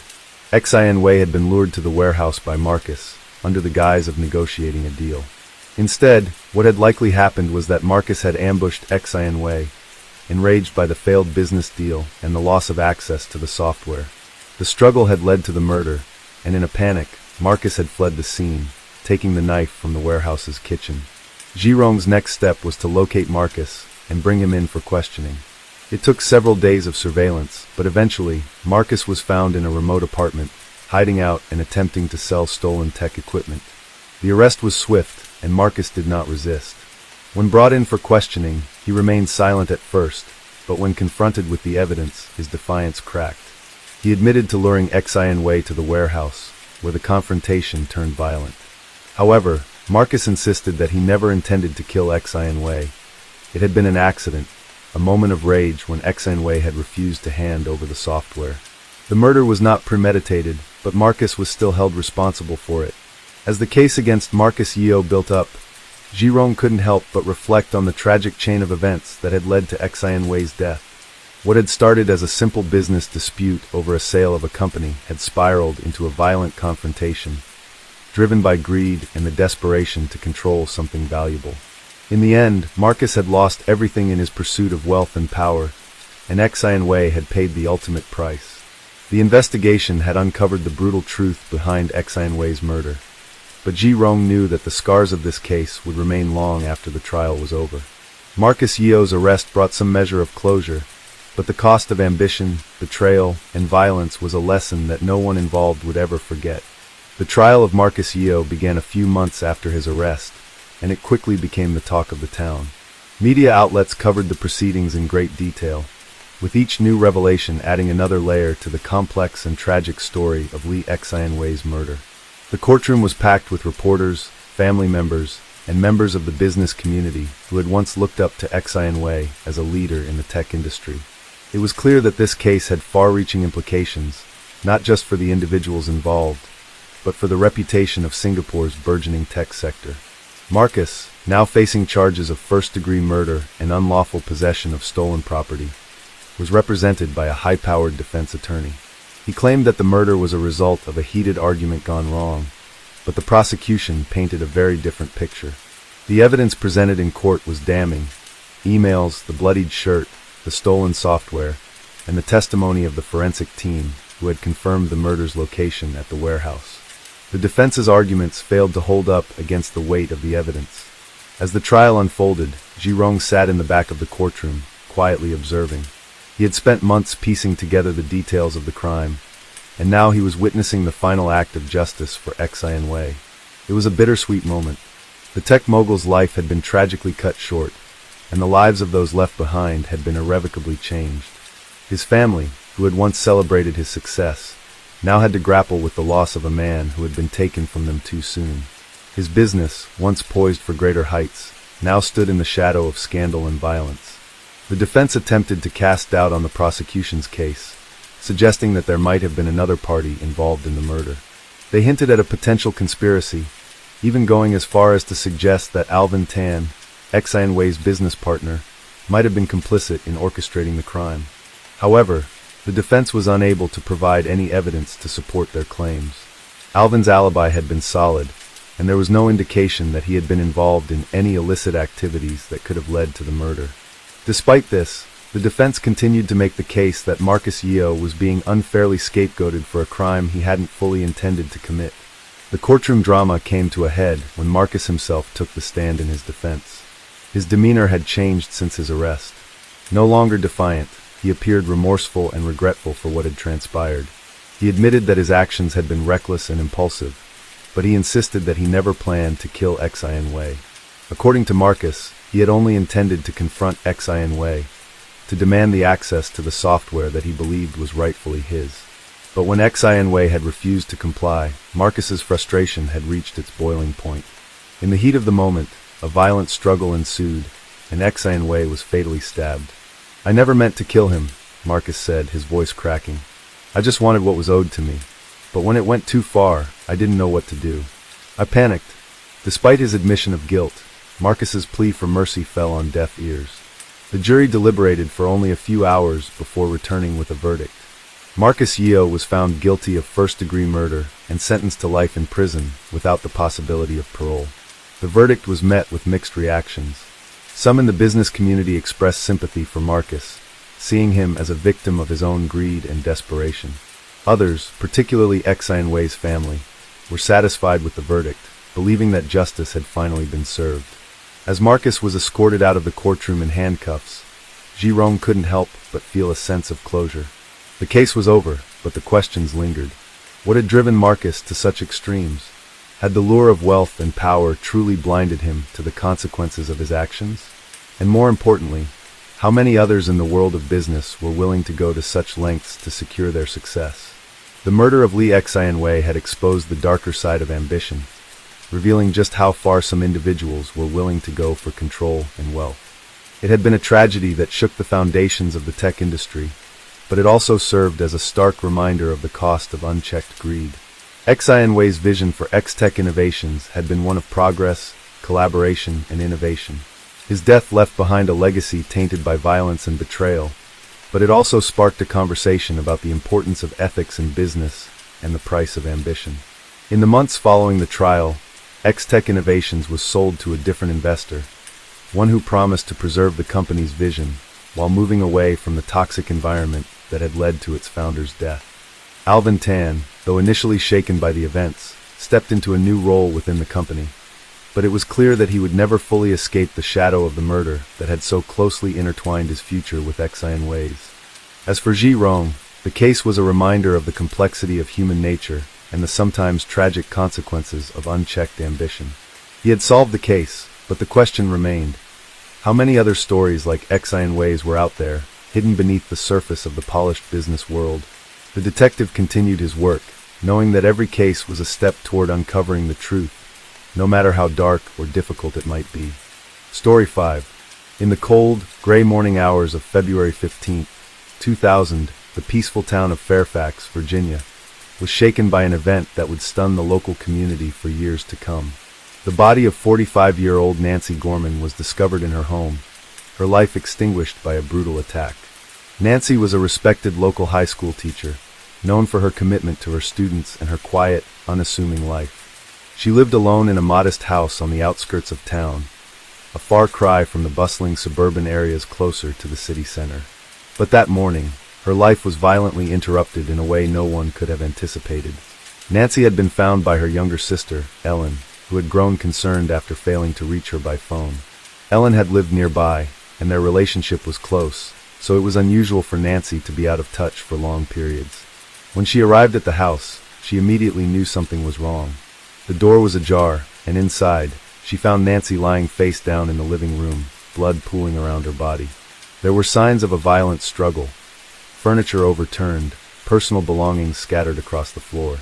It was clear that the scene was one of chaos and desperation, but there was no sign of forced entry, which immediately raised questions for the responding officers.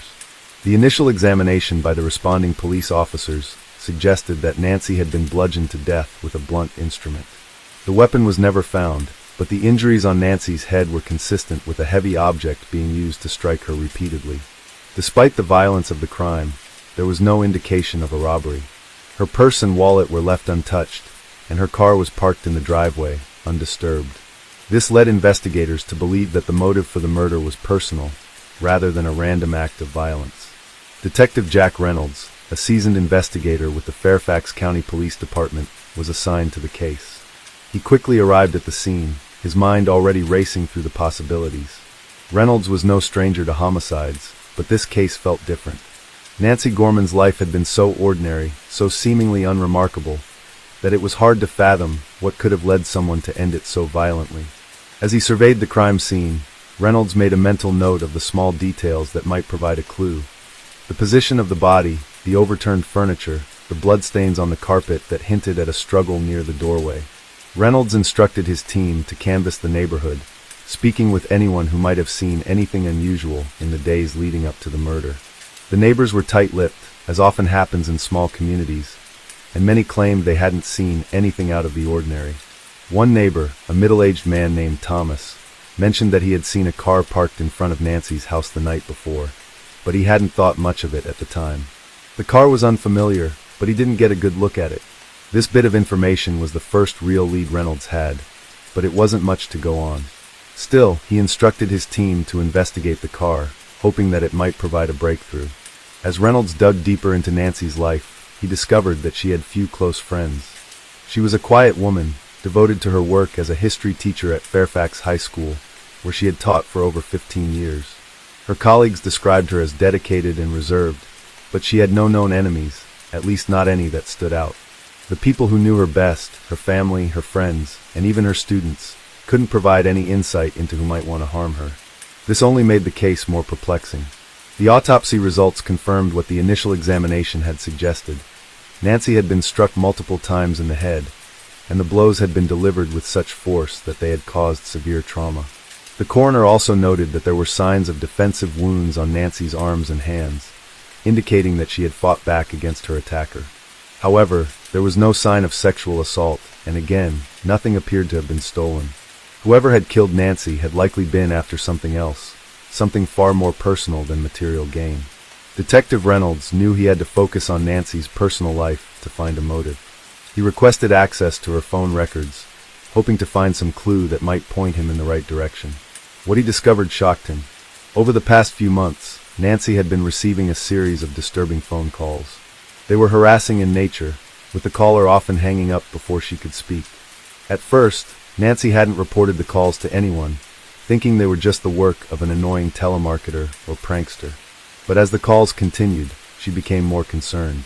Her friends and family hadn't known about them, and Nancy had never mentioned them to anyone.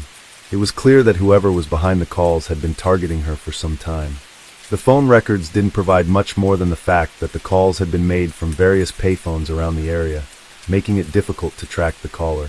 However, Reynolds was able to identify one number that had appeared more frequently than the others, a number that had been used repeatedly over the last 2 weeks before Nancy's murder. The number belonged to a man named Kevin Matthews, a former student of Nancy's who had graduated from Fairfax High School several years earlier. This revelation sent shockwaves through the investigation. Kevin Matthews had been a bright but troubled student, one who had been known to struggle with authority and discipline. He had dropped out of college and returned to Fairfax, where he had been working odd jobs in the area. His relationship with Nancy had been distant, but there had been reports of tension between the two when he was in high school.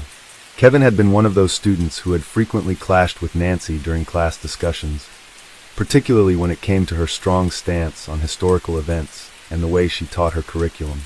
Although they hadn't had any significant confrontations, it was enough for Reynolds to wonder if there had been something more behind Kevin's actions. Reynolds immediately ordered a search of Kevin's apartment, hoping to find any connection between him and Nancy that might shed light on his possible motive.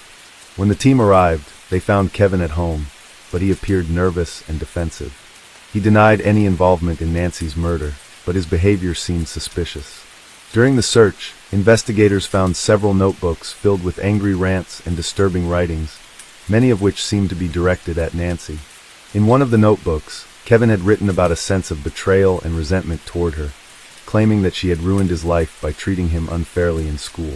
The entries grew increasingly erratic and unsettling as they continued. When questioned, Kevin admitted to the harassing phone calls.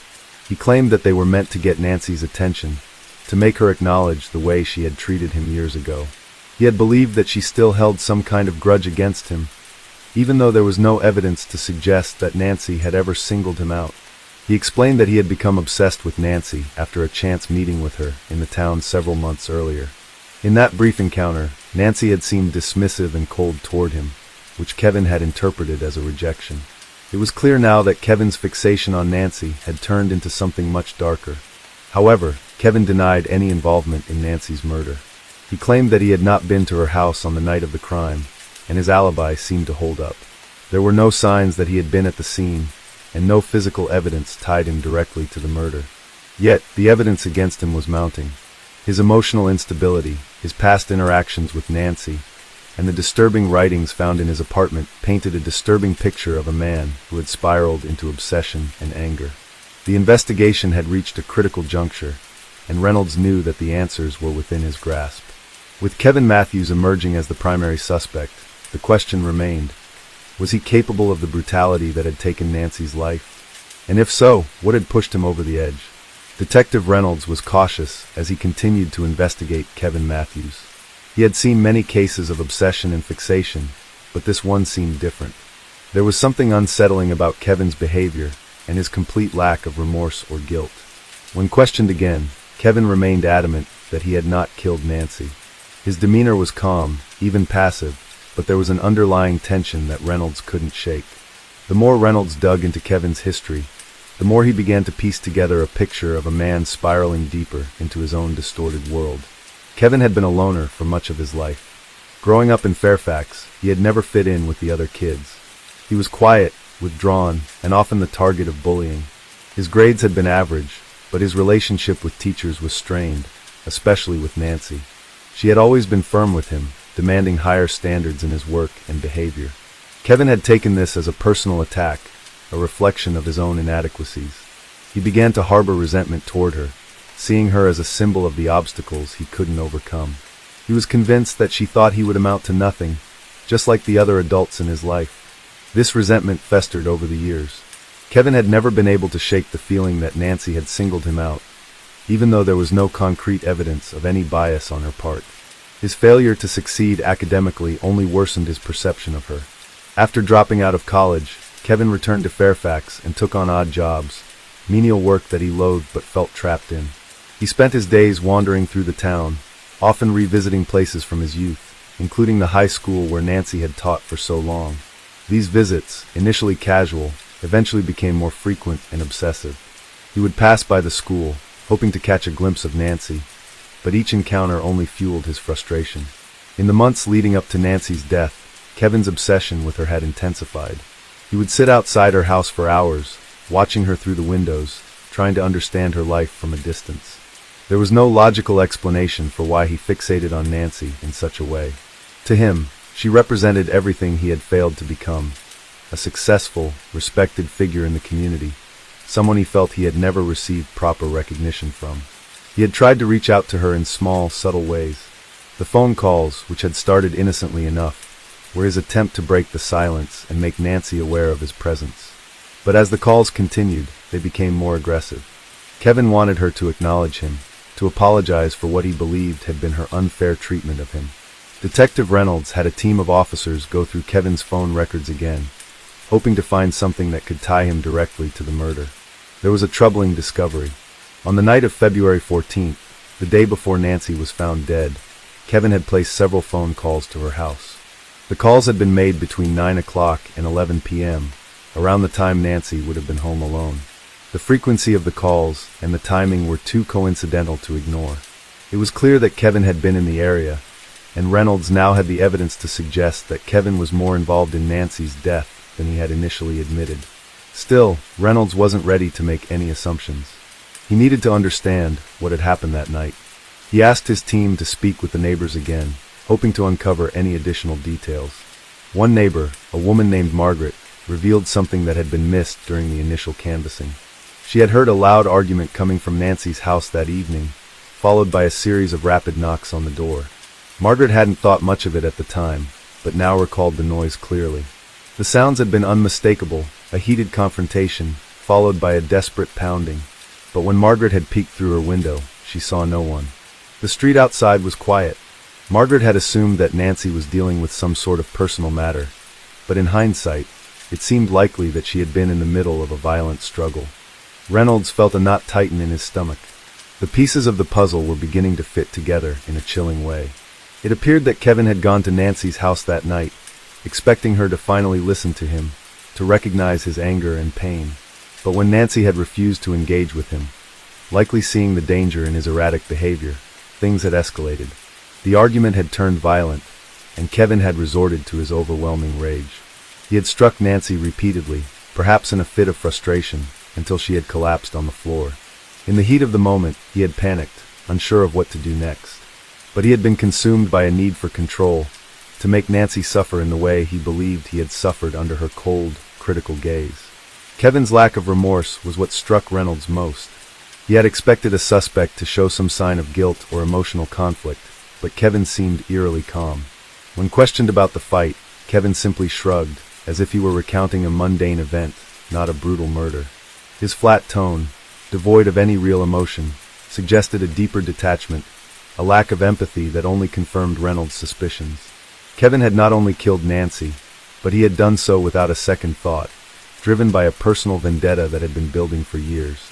Reynolds ordered a second round of questioning for Kevin, this time with a more aggressive approach. The detectives laid out the evidence they had gathered, Kevin's phone calls, the witness testimony, and the disturbing writings found in his apartment. They pressed him about the fight, urging him to confess to the murder. Kevin remained silent for a long time, his eyes shifting nervously from one detective to the other. Finally he broke, his voice barely audible. "It was supposed to be just a conversation," Kevin muttered. "I just wanted her to hear me, to understand. But then it all went wrong. I didn't mean to kill her. I never meant to go that far, but the confession was too late. The damage had been done. Kevin Matthews had killed Nancy Gorman, and now the truth was out. His twisted obsession had driven him to murder, and in doing so, he had destroyed both their lives." Reynolds knew that the trial ahead would be a difficult one, but it was clear that the justice system would hold Kevin accountable for his actions. However, the question still lingered in Reynolds' mind.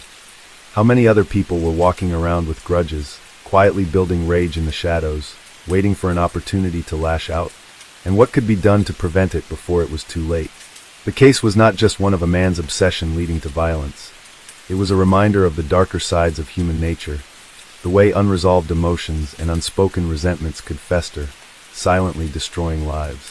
Nancy Gorman's tragic death would never be forgotten by those who knew her, and her murder would stand as a grim reminder of how fragile the human psyche can be when pushed to the edge. As the investigation into Kevin Matthews deepened, Detective Reynolds couldn't help but reflect on the broader implications of the case. The more he learned about Kevin, the more he realized how dangerous unchecked resentment and obsession could be. He was reminded of how often people, particularly those with histories of emotional turmoil, went unnoticed until it was too late. Kevin's quiet descent into madness had been gradual, subtle even, as he blended into the background of the community, unnoticed by those who may have been able to intervene if only they had known the warning signs. It was a haunting thought that sent a chill down Reynolds' spine. How many people like Kevin were out there, harboring bitterness that would one day explode in violence? At the same time, Reynolds couldn't help but feel a pang of sympathy for Nancy Gorman, who had unknowingly become the focal point of Kevin's twisted emotions. Nancy had never treated Kevin unfairly in any real way. She had been firm with him, yes, but she had done so out of a desire to push him to succeed, not to harm him. She had likely seen a lost young man who needed guidance, not a person who would one day become obsessed with her and ultimately take her life. The tragedy of it all was that Nancy had no idea what was brewing in Kevin's mind until it was too late. The more Reynolds thought about the murder, the more questions arose. Why had Kevin's obsession with Nancy escalated to the point of violence? Was it just a simple case of unrequited emotional rage, or was there something deeper at play, something more sinister? Could Kevin's behavior have been a result of an underlying mental health condition that had never been diagnosed or treated? The unanswered questions hung heavily in the air, and Reynolds knew that while the immediate suspect was clear, the full picture of what had happened in Nancy's home on the night of February 14th was still shrouded in mystery. In the days that followed Kevin's confession, Reynolds and his team continued to investigate the case. They examined every detail, hoping to find a final piece of the puzzle that would explain the chilling events. A breakthrough came when a forensic analysis of the crime scene revealed something odd. While the evidence strongly pointed to Kevin as the perpetrator, there were certain discrepancies that made Reynolds pause. The blood spatter analysis suggested that Nancy had been attacked in one location, most likely the living room, but there were traces of blood near the back door, as if she had attempted to flee. There was a strange impression on the carpet near the door, one that seemed to indicate someone had tried to escape through the back entrance before ultimately succumbing to their injuries. This new piece of evidence caused Reynolds to question whether Kevin had been alone during the attack. Could someone else have been involved? The possibility of another person's involvement cast doubt on the ease with which the investigation had been progressing. It was now clear that Reynolds couldn't rely solely on Kevin's confession, especially since it had been given under duress. The more Reynolds thought about it, the more he realized that Kevin's initial statement, the one in which he claimed he hadn't meant to kill Nancy, might have been more than just an attempt to downplay his actions. Could it be that Kevin had acted out of sheer rage, or had someone else been there with him, pushing him over the edge? Reynolds made the decision to look further into Kevin's relationships, not just with Nancy but with others. He dug into Kevin's past, speaking to people who had known him at various points in his life, hoping to find any indication that there might have been another party involved. One interview stood out. A former girlfriend of Kevin's, who had known him in his late teens, described him as possessive and controlling. She mentioned that Kevin had often spoken of Nancy in a strange, almost obsessive way, though at the time, she hadn't thought much of it. Kevin had also expressed frustration with his life, feeling trapped in a dead-end job and with few prospects for his future. He had confided in her that he had always felt overlooked by people in authority, especially teachers like Nancy, who seemed to represent everything he had failed to become. Kevin's ex-girlfriend also recounted a disturbing conversation they had shortly before they broke up. Kevin had revealed that he had been planning to confront Nancy, to make her understand how he felt about their past interactions.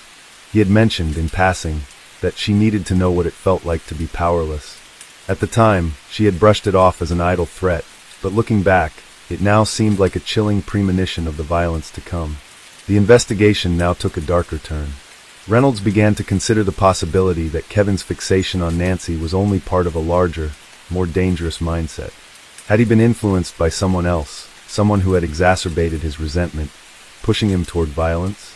Kevin had been a loner, but his interactions with people who had once been close to him painted a picture of a man who had been easily manipulated. Could there have been another individual, someone more cunning, who had pushed Kevin toward the breaking point? Reynolds decided to delve deeper into Kevin's social circle. His next lead came from an unexpected source, a fellow former student of Nancy's who had known Kevin during high school. The man, Daniel, had been a friend of Kevin's in their youth, but had drifted apart over the years. However, Daniel had stayed in contact with Kevin sporadically and had noticed a change in his friend's behavior. He recalled that Kevin had become increasingly secretive and had started associating with a group of people that Daniel found troubling. They were older individuals, people who seemed to live on the fringes of society. Daniel had even overheard a conversation between Kevin and one of these individuals about getting back at the people who had wronged him. This new revelation sent shockwaves through Reynolds' investigation. Could Kevin have been part of a group that had preyed on his vulnerabilities, encouraging his obsession and ultimately pushing him toward murder? Reynolds immediately ordered a full investigation into these individuals, hoping to uncover their role in Kevin's behavior and, possibly, in Nancy's murder. As the investigation continued, Reynolds became increasingly convinced that there was more to the story than Kevin's confession let on. He realized that the case was not just about a young man's obsession with a teacher, but about the dangerous intersection of isolation, manipulation, and unresolved emotional trauma. Kevin's actions were not an isolated incident. They were part of a broader pattern of neglect, frustration, and a search for control. This realization added layers of complexity to the case, making it even more tragic. In the end, Nancy Gorman's murder was not just the result of one man's rage. It was the culmination of years of neglect, manipulation, and emotional torment. As Reynolds worked tirelessly to piece together the full story, he couldn't help but wonder how many other cases like Nancy's were out there, hidden in the shadows, waiting to be uncovered. The pursuit of justice had taken Reynolds down a dark path, one that had made him question the very nature of human behavior. The investigation into Kevin Matthews grew more complex with each passing day. Detective Reynolds, now thoroughly immersed in the details of the case, found himself grappling with the many layers of Kevin's life that had contributed to Nancy Gorman's tragic death. What had initially appeared to be a simple case of obsession-driven violence was now shaping up to be something far more insidious, a tragic confluence of mental instability, manipulation, and the toxic effects of years of social isolation. As Reynolds began to connect the dots between Kevin's various acquaintances, particularly the troubling group of older individuals he had been associating with, the detective realized that this case was not just about one individual's obsession with a former teacher. It was about the systemic failure to recognize the subtle signs of someone slipping through the cracks. Nancy's murder was the consequence of a larger, more complex issue, one that went beyond Kevin's personal vendetta and tapped into a web of neglect, emotional distress, and the toxic environments that often breed violent tendencies in vulnerable individuals. Reynolds had a gut feeling that the group Kevin had begun associating with had played a significant role in encouraging his feelings of anger and isolation. He had heard enough from those who had known Kevin in the past to know that the young man was easily impressionable, especially during his most vulnerable moments. His tendency to latch onto people who seemed to offer him the validation and attention he craved was something that could have been exploited by the wrong individuals. These people, Reynolds surmised, were not only aware of Kevin's emotional fragility, they had likely seen an opportunity to further manipulate him for their own gain. With this new understanding, Reynolds and his team worked diligently to track down the individuals connected to Kevin.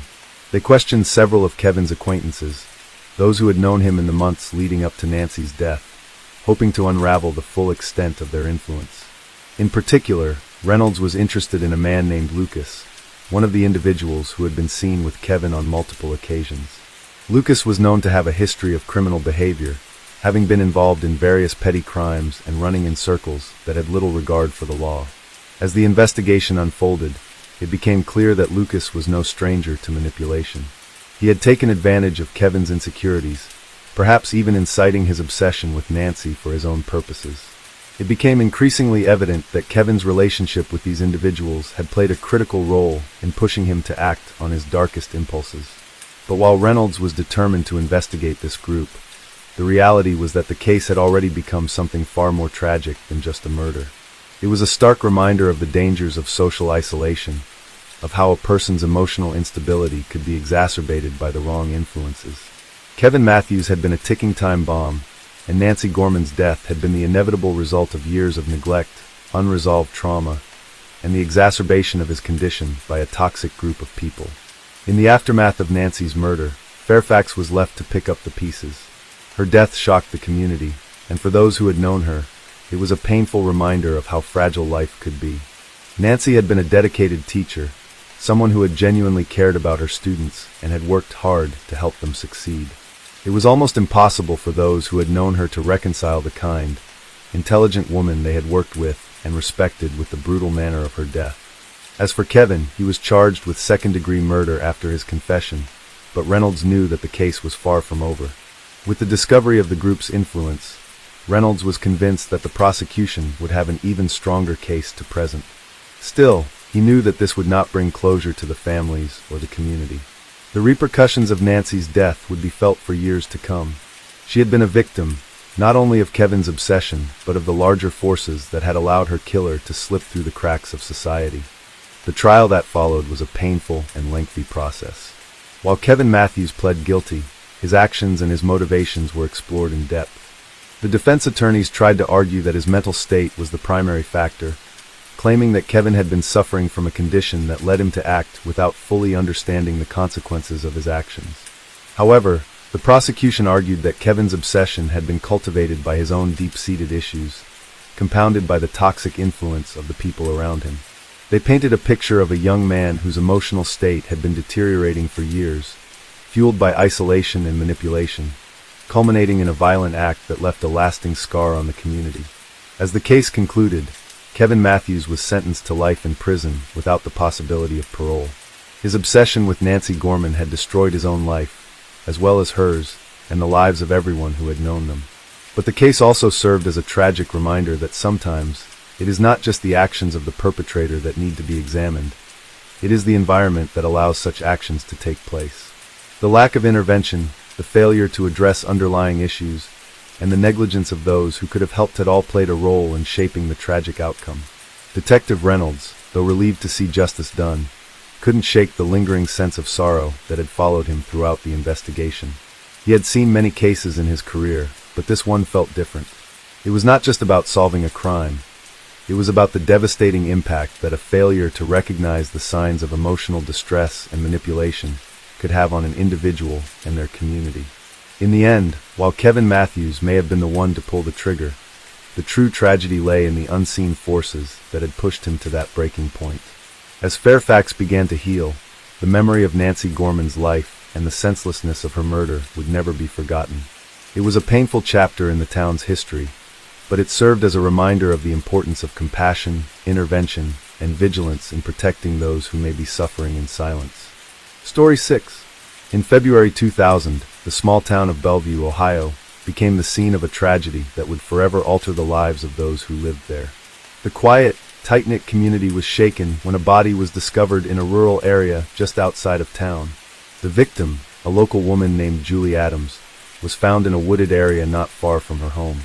The discovery of her body was both alarming and mysterious, as there were no immediate signs of forced entry into her home or any obvious clues at the scene.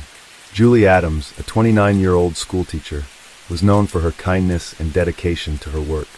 She was well liked by her students and respected by her colleagues, but there was one thing that few knew about her: a complicated and troubling relationship with her former boyfriend, Carl Benton. Their relationship had been turbulent, and their breakup had been messy, but Julie had tried to move on. She had even started dating someone new, a man named David Keller, whom she had met a few months before the tragic incident. Despite her efforts to leave the past behind, Carl's presence loomed large in her life, and her relationship with him was far from over. The evening Julie disappeared, she had been seen leaving her school after attending a faculty meeting. She had made plans to meet with David for dinner that night, but she never arrived. Her family reported her missing the following morning, and a search was launched almost immediately. Julie's car was found in the parking lot near the school, but there was no sign of her. The police were left with very few leads. That was until they received an anonymous tip. The tipster claimed to have seen a man, matching Carl Benton's description, leaving the area where Julie's body was eventually found. The police immediately brought Carl in for questioning, and he became the prime suspect in the case. Carl was known to have a volatile temper, and his behavior toward Julie in the months following their breakup had been erratic. Neighbors and friends had reported instances of Carl showing up at Julie's house uninvited, banging on her door and yelling at her. It was clear that Carl was struggling to accept the end of their relationship, but no one had expected things to escalate to violence. When Carl was brought in for questioning, his responses were calm, almost too calm. He denied having anything to do with Julie's disappearance, but his alibi for the night of her murder was shaky at best. Carl claimed he had been at home alone that night, watching television, but his story didn't hold up when the police checked with neighbors and local businesses. No one had seen him at home, and surveillance footage from a nearby gas station showed Carl's truck driving in the direction of the area where Julie's body was found, only hours before it was discovered. The investigation quickly turned to Carl's history with Julie. The more the police dug, the more they uncovered a disturbing pattern of obsessive and controlling behavior. After their breakup, Carl had made several attempts to reconcile with Julie, but she had firmly rejected him. In his mind, she was still his, and no one else would be allowed to have her. He had shown up at her home unannounced on multiple occasions, each time demanding that she take him back, even going so far as to threaten her new boyfriend, David. The police began to wonder if Carl's refusal to let go of their relationship had driven him to violence. The police conducted a thorough search of Carl's home, where they found several unsettling items. Among the belongings in his bedroom was a stack of letters, all addressed to Julie, but none of them had been sent. They were filled with desperate pleas for her to come back to him, promises that he would change, and threats of what he would do if she refused. The letters painted a picture of a man who had become increasingly fixated on his former girlfriend, unable to accept the finality of their breakup. But it wasn't just the letters that raised alarms. The police also found a large knife hidden in Carl's closet, a knife that appeared to be stained with blood.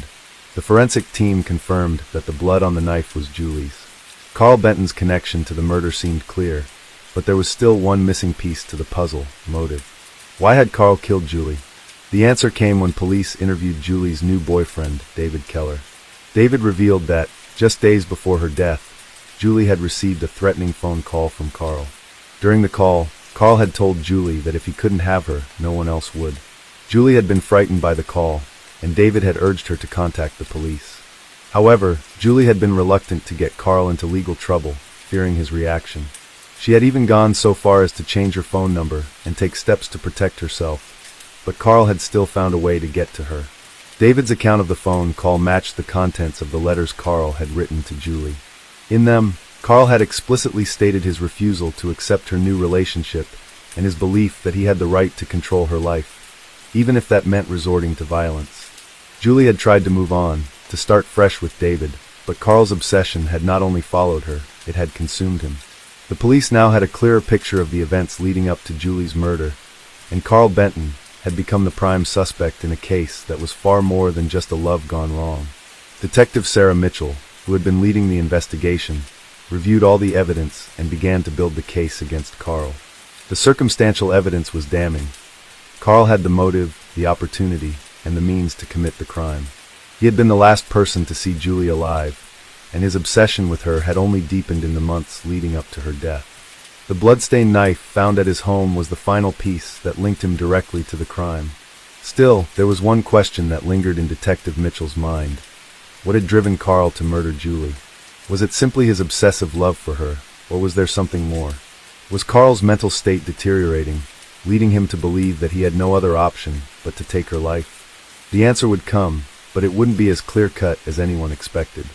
As the investigation progressed, Detective Mitchell began to delve deeper into Carl Benton's background, trying to uncover any patterns of behavior or previous incidents that might provide insight into what had led him to murder Julie. The more Mitchell learned about Carl, the more complex the case became. Carl had grown up in a broken home, with an abusive father and a mother who was largely absent, emotionally and physically. His father had been an alcoholic, prone to violent outbursts, and Carl had grown up in an environment where aggression and manipulation were the norm. These early experiences shaped Carl into a man who was emotionally stunted and unable to form healthy, stable relationships. His relationship with Julie, which had started off as a seemingly normal romance, had turned into an unhealthy obsession over time. Carl's history of failed relationships, combined with his inability to cope with rejection, painted a disturbing picture. His ex-girlfriends had spoken to the police, each recounting similar experiences of emotional manipulation, stalking, and increasingly erratic behavior. One ex-girlfriend, Heather, described how Carl would constantly call her, even after they had broken up, showing up at her work uninvited, and once even following her home. He had always insisted that he would never let her go, and when she tried to move on with another man, Carl's behavior had escalated to the point where she had to change her phone number and file a restraining order against him. These patterns of behavior were disturbingly similar to how he had treated Julie in the months leading up to her death. What Mitchell found most chilling, however, was Carl's psychological state. It became apparent that Carl had developed an unhealthy, possessive view of love and relationships. To him, love was not about mutual respect or shared affection. It was about ownership. He believed that if someone had been in a relationship with him, they were his property, and that they could never truly belong to anyone else. This distorted perception of love led to an all-consuming jealousy that ruled his interactions with those he had been romantically involved with. When Julie decided to move on, when she found someone else, Carl's sense of ownership over her was shattered, and his anger became uncontrollable. Carl's obsession with Julie had been growing steadily over the past year. After their breakup, Carl had spent months trying to convince Julie to take him back, but each time, she had refused. Julie had told Carl that she didn't want to be with him anymore, and she had even warned him that his behavior was becoming obsessive and unhealthy. But Carl didn't take these warnings seriously. He believed that if he could just show Julie how much he loved her, she would eventually change her mind. His failure to win her back fueled his anger, and that anger began to fester. His obsession with Julie turned toxic, and he began to stalk her more aggressively.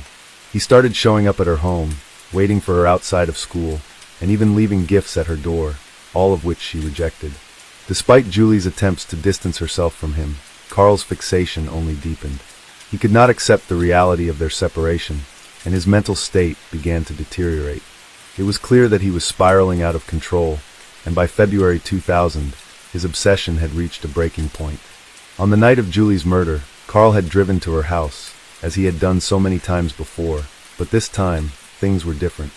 He was armed, and he had a plan. The police learned that Carl had purchased the knife found at the crime scene only days before Julie's death. His possession of a weapon suggested that he had been preparing for this moment, and it seemed likely that he had planned to confront her one last time. The night of the murder, Julie had been home alone, waiting for David Keller, her new boyfriend, who was supposed to join her for dinner. David later confirmed that Julie had been excited about their plans, and she had told him that she was looking forward to spending time together. However, when David arrived at Julie's home that evening, there was no sign of her. He found her car still parked outside, but the front door was locked, and there was no answer when he rang the doorbell. It wasn't until the following morning, when Julie's body was discovered in the woods, that anyone knew what had truly happened. The police were quick to link Carl Benton to the crime, but they needed more than just circumstantial evidence to secure a conviction. Detective Mitchell decided to interview Carl again, hoping to break through his calm exterior and uncover the truth. This time, Carl was more cooperative, though his answers were evasive and inconsistent. He maintained his innocence, claiming that he had not seen Julie since their breakup and had no idea how her body had ended up in the woods. However, his body language told a different story. Carl was visibly nervous, avoiding eye contact and fidgeting with his hands during the interview. When asked about the knife, Carl's demeanor changed. He became defensive, refusing to answer the question directly.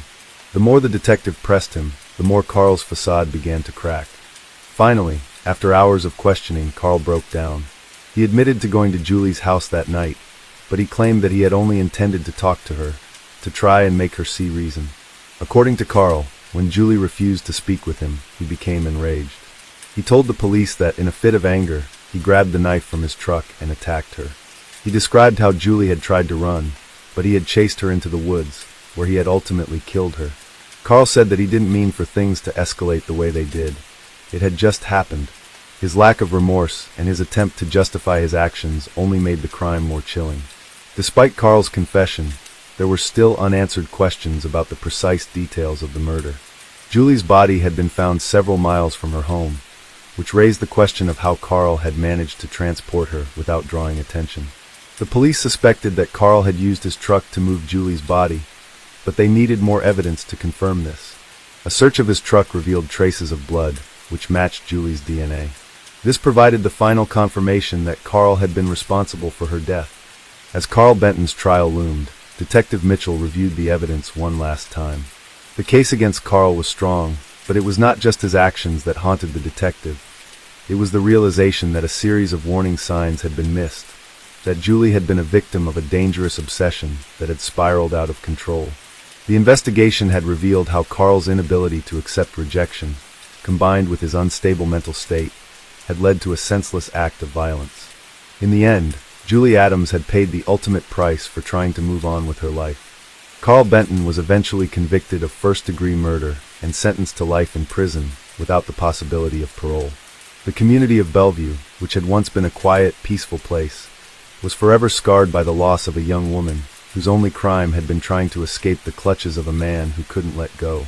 The tragedy of Julie's death served as a grim reminder of the dangers of obsessive love and the destructive power of a broken heart. As the days passed and the trial approached, the community of Bellevue struggled to come to terms with the horror that had unfolded in their midst. Julie Adams, a beloved teacher, had been taken from them in the most brutal of ways, and the town found itself trying to reconcile the person they had known with the murderer who stood accused. Carl Benton, once a seemingly ordinary man, had become a figure of fear, someone whose dark obsession had turned deadly. But the trial was more than just a quest for justice for Julie.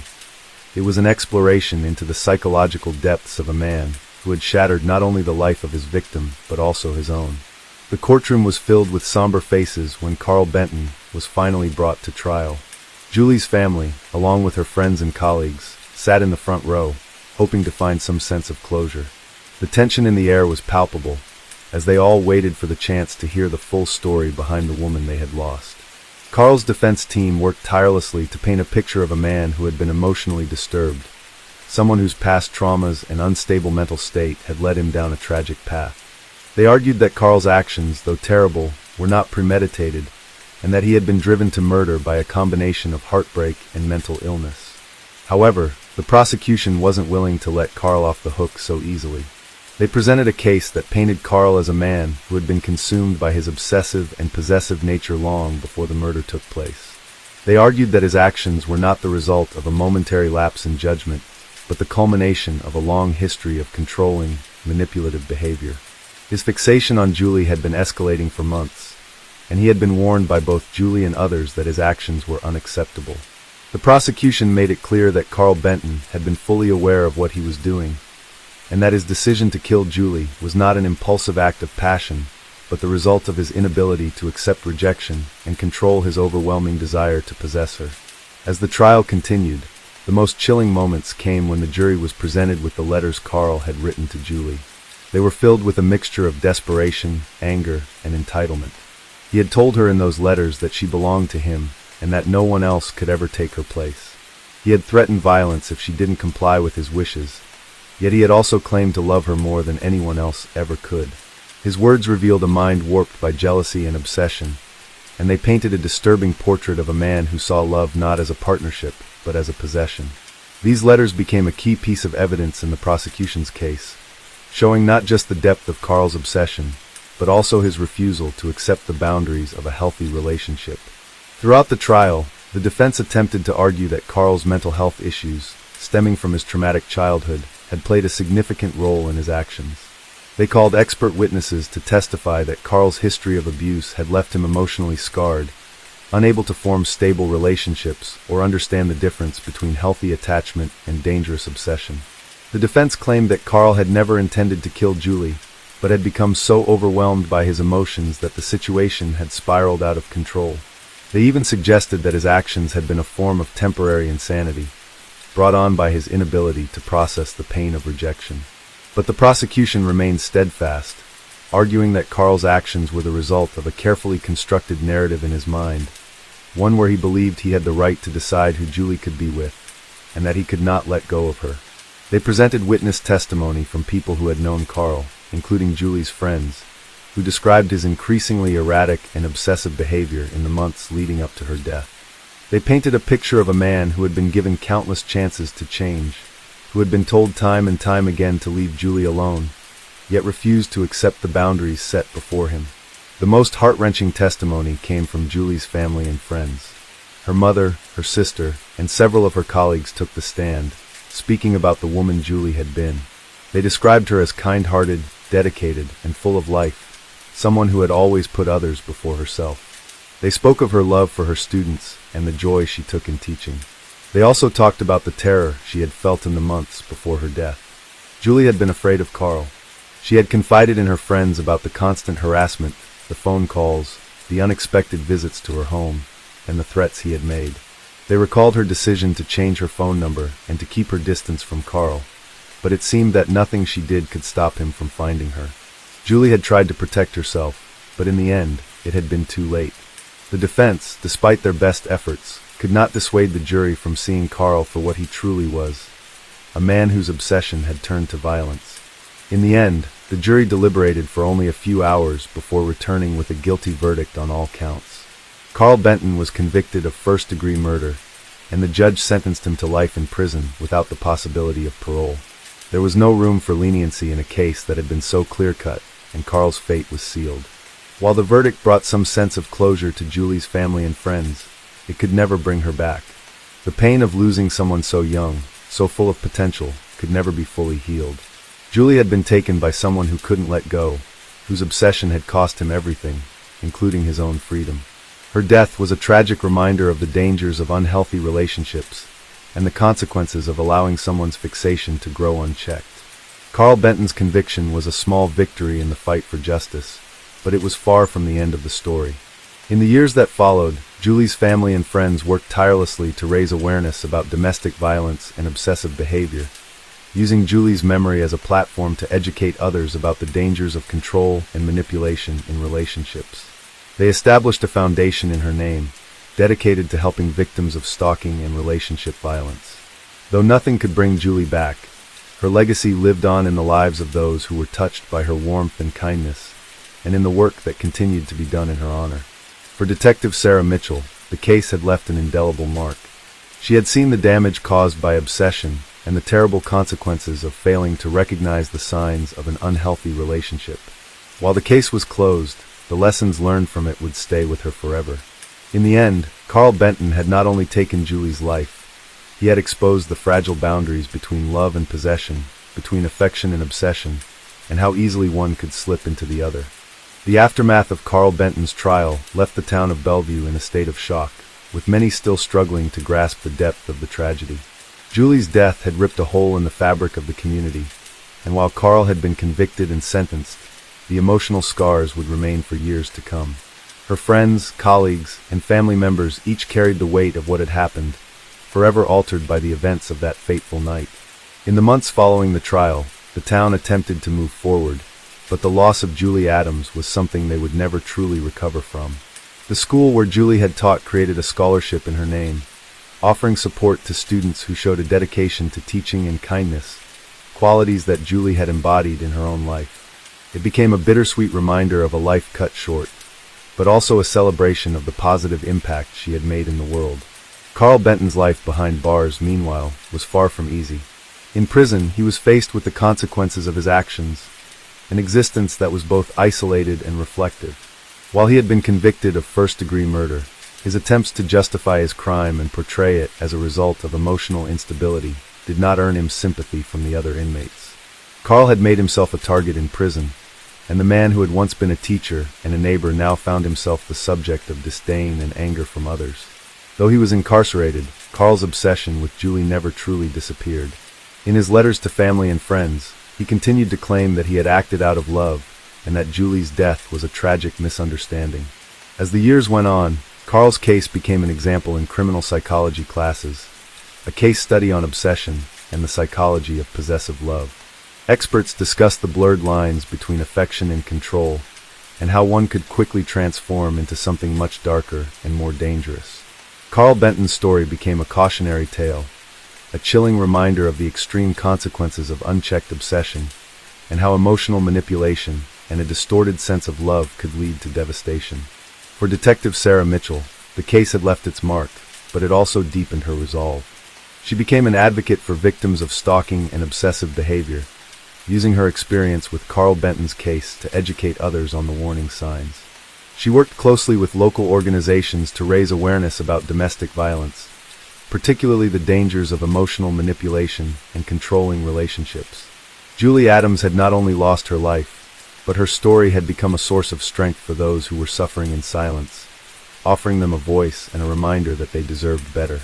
The legacy of Julie's life, though tragically brief, continued to inspire others long after her death. Her friends and family carried her memory with them, cherishing the good times they had shared with her and keeping her spirit alive through acts of kindness and community service. They knew that while Carl Benton had stolen her life, he had not stolen her legacy. Julie Adams would never be forgotten. For the people of Bellevue, the tragedy of Julie's death served as a painful lesson, a wake-up call about the dangers of emotional abuse and obsession. They had learned the hard way that the darkness of a broken mind, fueled by jealousy and possessiveness, could have devastating consequences. And while the case of Carl Benton had reached its conclusion, the conversations it sparked about healthy relationships and emotional well-being would continue, shaping the future for those who sought to protect themselves from the dangers that lurked in the shadows of obsession. Story 7. In March of 2000, a case would unfold that would leave the quiet town of Glendale, Arizona, shaken to its core. It began with the discovery of a body in a rundown motel room on the outskirts of the city. The victim was identified as Michael Harrington, a 42-year-old businessman with no apparent enemies. The circumstances surrounding his death, however, would soon reveal a much darker story. Michael had lived in Glendale for several years, having moved from Seattle for a fresh start. A divorced man with 2 children, he had been working as a sales executive for a small tech company. His life had seemed ordinary at best, and those who knew him described him as an approachable, if somewhat reserved man. He spent his days working and his evenings at local bars, trying to escape the emptiness of his personal life. Friends said that he had been struggling since his divorce, but they never thought he would fall into the kind of situation that would lead to his death. The night of March 5, 2000, Michael had checked into the Desert Breeze Motel, a low-cost establishment frequented by travelers and locals alike. According to the motel's manager, Michael had arrived around 9 p.m., paid for a room, and seemed in a hurry. He had no luggage with him, but he did seem unusually agitated, almost as though he was expecting someone or something. The manager did not think much of it at the time.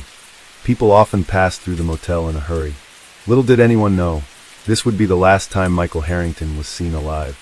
The next morning, on March 6th, the maid assigned to clean the rooms knocked on the door to room 12. When no one answered, she entered, using the key provided by the management. What she found was nothing short of horrifying. Michael's body lay on the floor, his throat slashed with a precision that suggested the killer had planned the attack. There was little blood at the scene, an indication that the killer might have restrained Michael before the fatal strike. The room itself had been ransacked, but there was no sign of forced entry.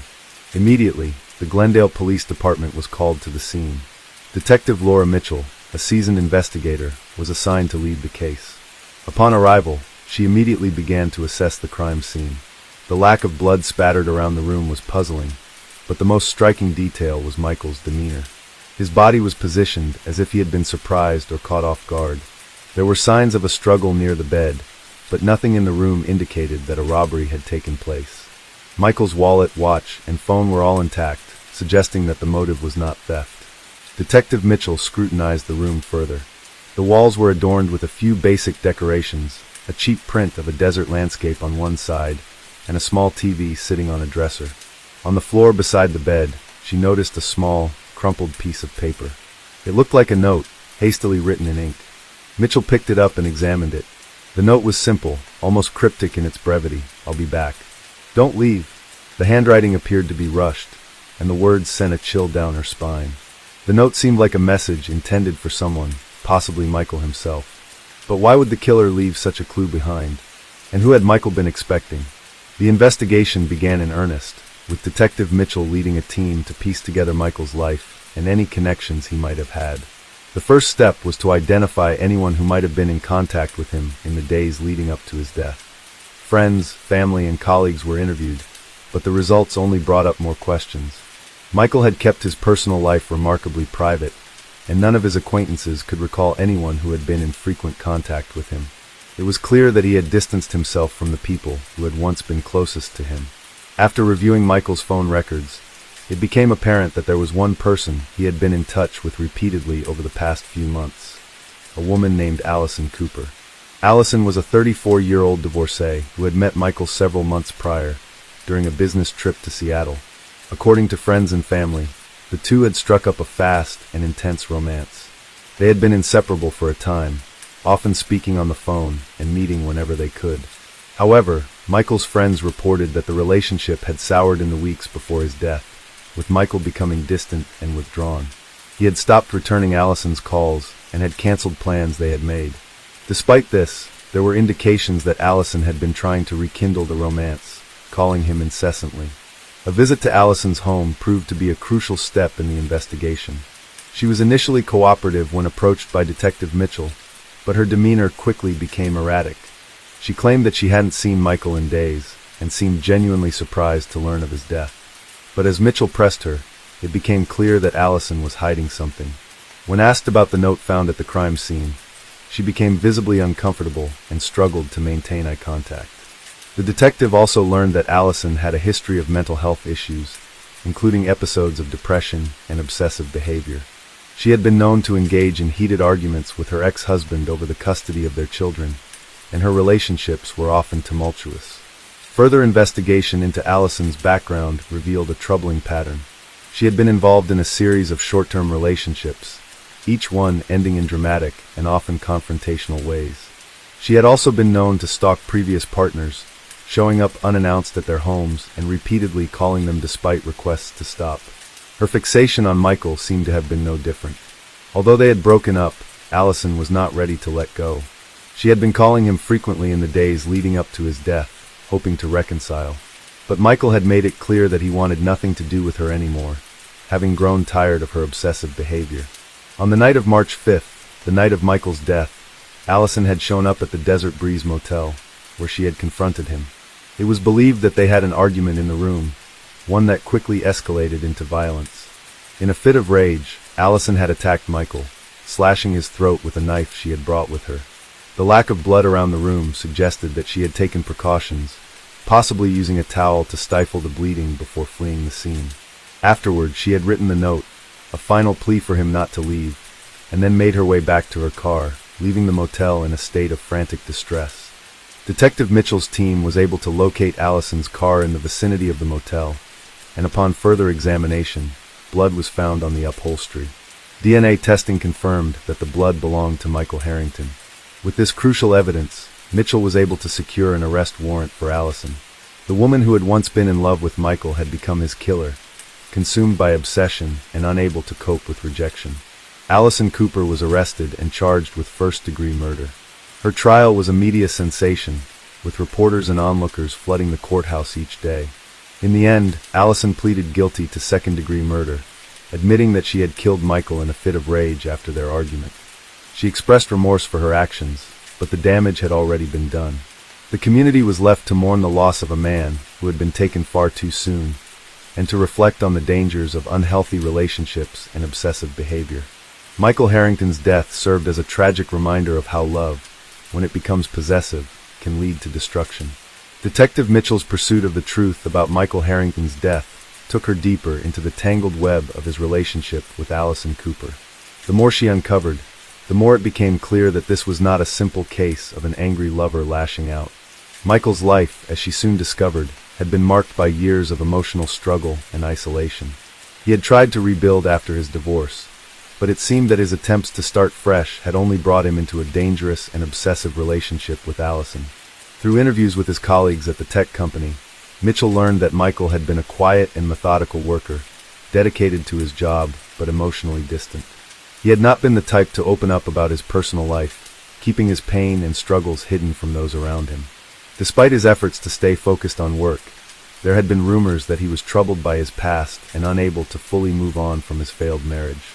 His friends said he had become increasingly withdrawn, finding solace in bars and temporary distractions, but none of them realized how deep his emotional wounds ran. One friend, Tom, remembered a conversation they had a few months prior to Michael's death. Michael had confessed to him that he was having a hard time dealing with the breakup with Allison. At the time, Michael had told Tom that he felt trapped in the relationship, even though he knew it wasn't healthy. "She's just too much," Michael had said.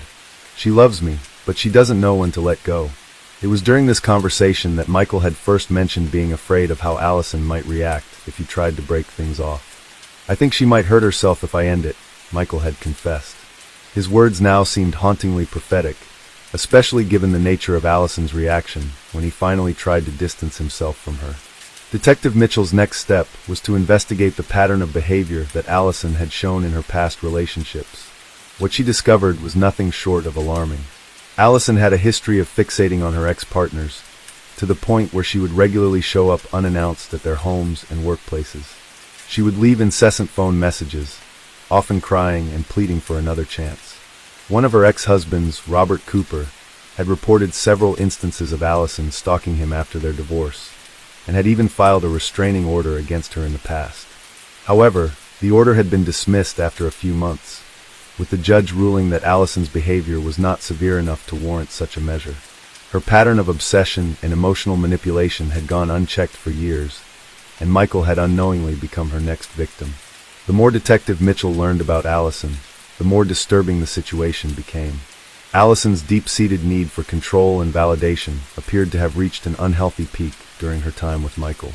She had latched onto him with an intensity that had initially drawn him in, as he had been looking for a sense of connection after his divorce. But what had started as a passionate romance had quickly spiraled into something far darker.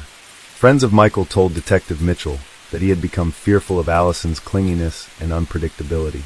She would often show up at his apartment uninvited, bringing flowers or gifts, hoping to rekindle their relationship. Michael had tried to set boundaries, but it seemed that every time he tried to distance himself, Allison's emotional state would deteriorate further. One of Michael's co-workers, Jane, remembered a particularly unsettling incident. She recalled that Michael had confided in her a few weeks before his death about a disturbing encounter with Allison. "She showed up at my door unannounced, crying," Michael had told Jane. "She begged me not to leave her, said she couldn't live without me. It was terrifying. I didn't know what to say." Michael had been trying to break free, but Allison's emotional manipulation had made it difficult for him to do so without feeling guilty or fearful of her reaction. This constant pressure had taken a toll on him, and his decision to stay away from her in the final days of his life was likely a desperate attempt to regain control over his own existence. As Detective Mitchell pieced together the timeline of events leading to Michael's death, it became increasingly clear that the confrontation at the Desert Breeze Motel had not been a random act of violence, but the result of an escalating emotional breakdown. Allison had been trying to reconnect with Michael for weeks, but he had refused. The rejection, coupled with the emotional instability that had defined her relationship with him, pushed her to a breaking point. On the night of March 5th, she had finally confronted him, perhaps believing that this time, she could win him back or make him understand how deeply she felt for him. But when Michael had rejected her once again, something inside Allison snapped. The rage and hurt she had been carrying for months exploded in a violent outburst, leading to Michael's brutal murder. Allison's state of mind was further revealed during her subsequent interrogation. When she was brought in for questioning, she initially denied any involvement in Michael's death. She claimed that she had not seen him in days, insisting that she had been at home, trying to move on with her life. But Detective Mitchell had already gathered enough evidence to confront Allison with the truth. The blood found in her car, along with the note that had been discovered at the crime scene, were undeniable. Under the pressure of the investigation, Allison began to unravel, her story shifting as she became more defensive. Finally, she broke down and confessed to the murder. She admitted that she had gone to the motel that night, driven by a mix of jealousy, desperation, and emotional pain. When she had found Michael, he had been calm and resolute, telling her that it was over for good. The rejection, she claimed, was too much for her to bear. She described the confrontation in a matter-of-fact tone, recounting how she had picked up the knife and attacked Michael in a blind rage. She said she had never intended to kill him, but in the heat of the moment, the violence had escalated.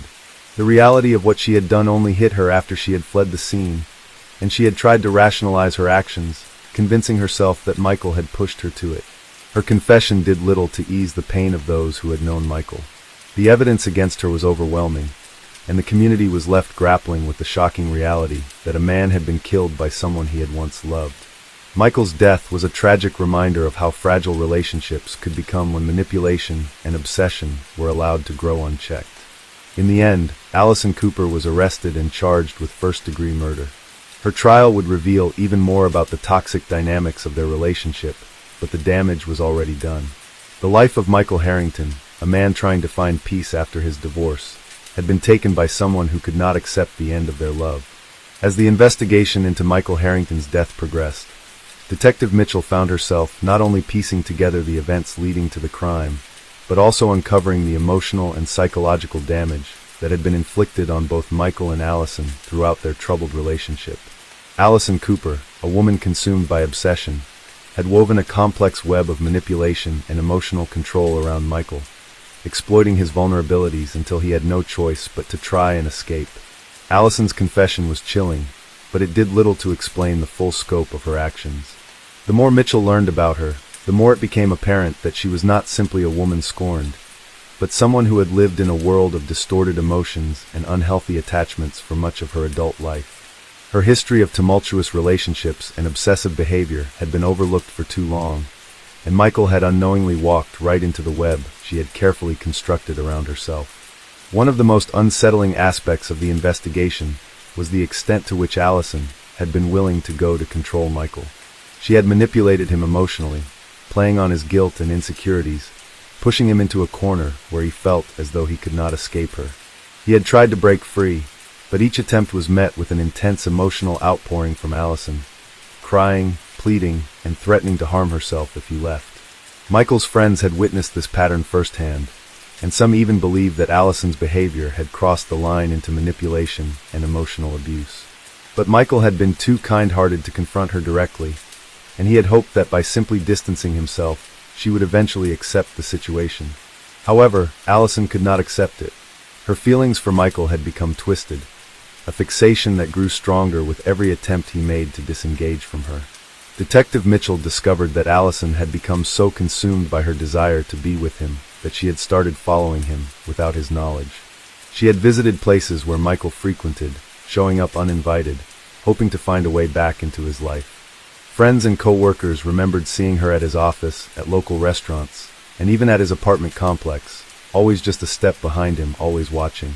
What was even more unsettling was the revelation that Allison had been keeping a detailed journal of her interactions with Michael, documenting every phone call, every meeting, and every conversation. The journal entries revealed a woman who was deeply in denial about the nature of her relationship with him. She refused to see the reality of Michael's feelings, and instead convinced herself that he would eventually come back to her, as if their connection was meant to be. It was as if she had created a fantasy in her mind, one where she and Michael were always together, despite the facts to the contrary. The night of Michael's murder had been the culmination of months of mounting tension between them. As Mitchell delved deeper into the timeline of their interactions, she began to piece together the emotional escalation that led to the fatal encounter at the Desert Breeze Motel. Michael had made it clear that he wanted nothing more to do with Allison. He had stopped answering her calls, ignored her messages, and even told mutual friends that he was cutting ties with her for good. This final rejection was too much for Allison to bear. The confrontation at the motel was her last-ditch attempt to reclaim the relationship, to force Michael to acknowledge her love and to accept that he was still hers. On the night of March 5th, Allison had shown up at the motel room, hoping for a reconciliation. When Michael opened the door, he was met with an emotional and distraught Allison. Their argument began almost immediately. Michael, still resolute in his decision to end things for good, tried to explain himself, but Allison's emotional state was beyond reason. According to her confession, she had tried to make him understand that she couldn't live without him. She begged him to give her another chance, but Michael had refused. His rejection, one last time, triggered something inside Allison that she couldn't control. The confrontation turned violent quickly. In her fury, Allison had grabbed a knife from her purse, an impulsive act born of desperation. She had attacked Michael, slashing his throat with a quick, savage motion. The precise nature of the wound suggested that she had planned it beforehand, though her confession revealed that in the heat of the moment, she had acted without thinking. As Michael struggled, Allison held him down, ensuring he couldn't fight back, before making the fatal strike. The lack of blood spillage around the room only added to the horror. Allison had been careful to keep the scene contained, probably out of fear that the situation would spiral even further. Afterward, she fled the motel, leaving Michael's lifeless body behind. The emotional fallout from the crime was just as damaging to those who had known both Allison and Michael. Michael's family, especially his children, were devastated by the loss. His two children, both teenagers at the time of the murder, were left to cope with the sudden and brutal death of their father. They had known their father as a hard-working, quiet man who was always there for them, despite his personal struggles. They could not understand why anyone would want to harm him, let alone someone he had loved and trusted. Their grief was compounded by the realization that their father's death was the result of someone's overwhelming obsession, a tragic consequence of a relationship that had spiraled out of control. In the wake of the murder, Michael's friends rallied around his children, offering support and helping them navigate the difficult months ahead. The loss of their father was painful enough, but the shock of how it had happened was something that would linger with them for years. They found themselves grappling with feelings of anger, confusion, and heartbreak.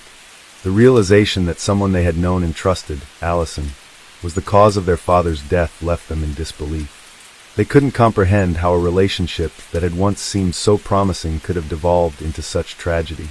Meanwhile, Allison's family was equally shocked by the murder. Her parents, who had always been supportive of her, struggled to reconcile the woman they had raised with the person who had killed Michael. They could not understand how their daughter, who had once been so gentle and caring, had descended into such a state of emotional chaos.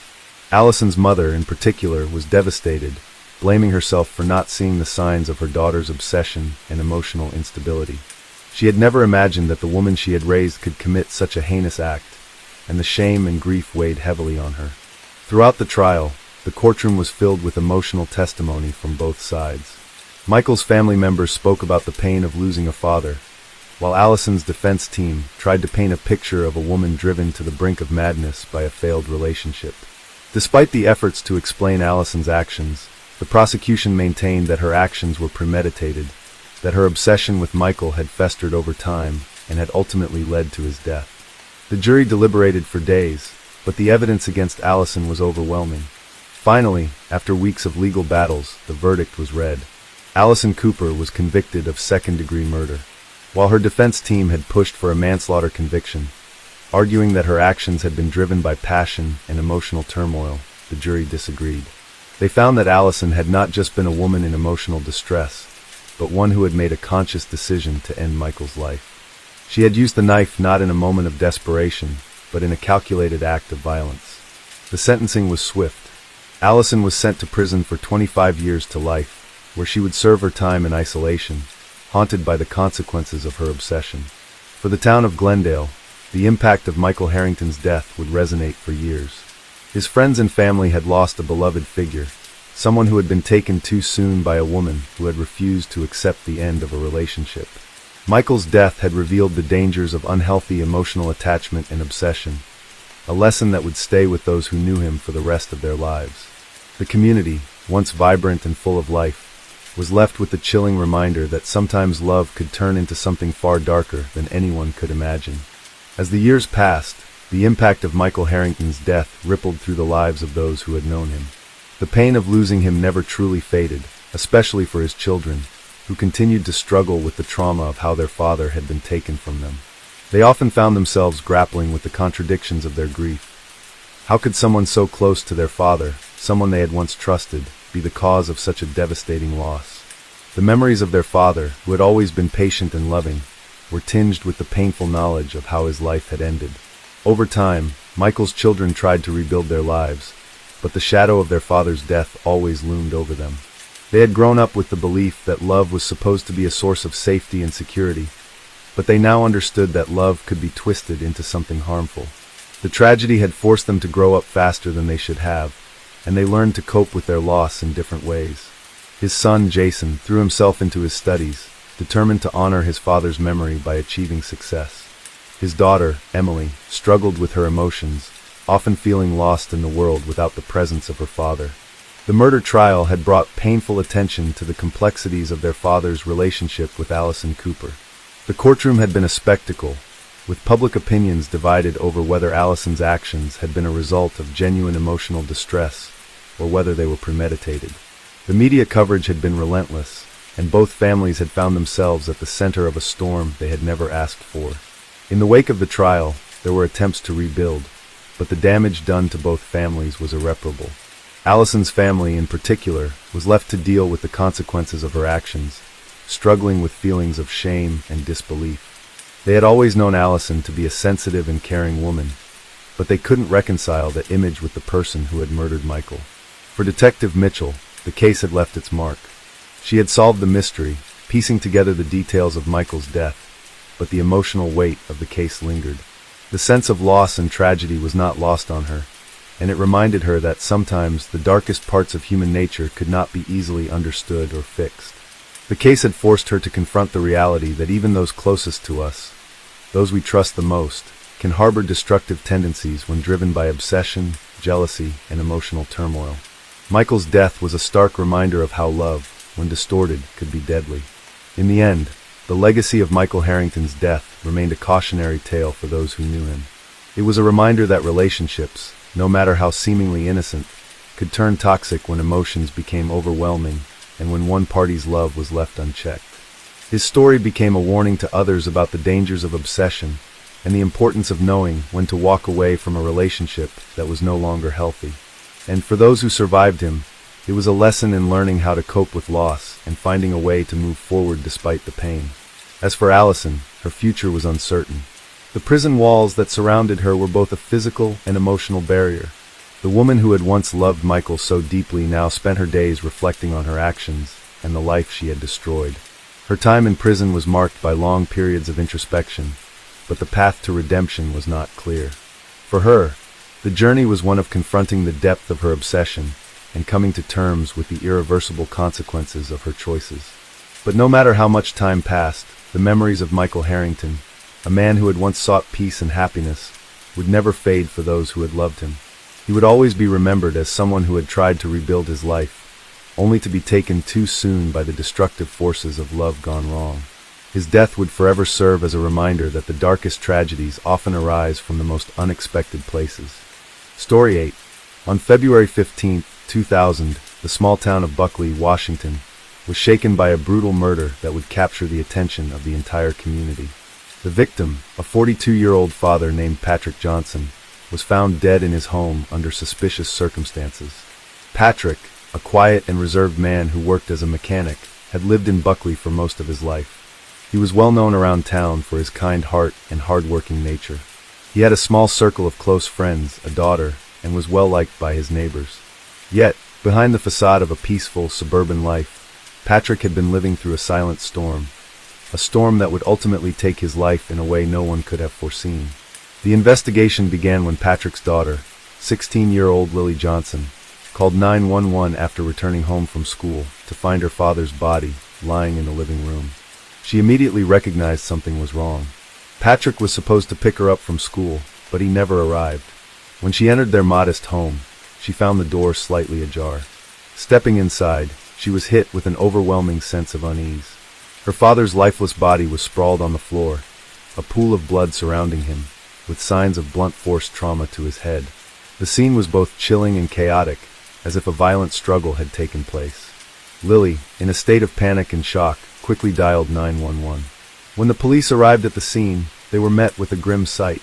Patrick's body showed clear signs of a violent altercation.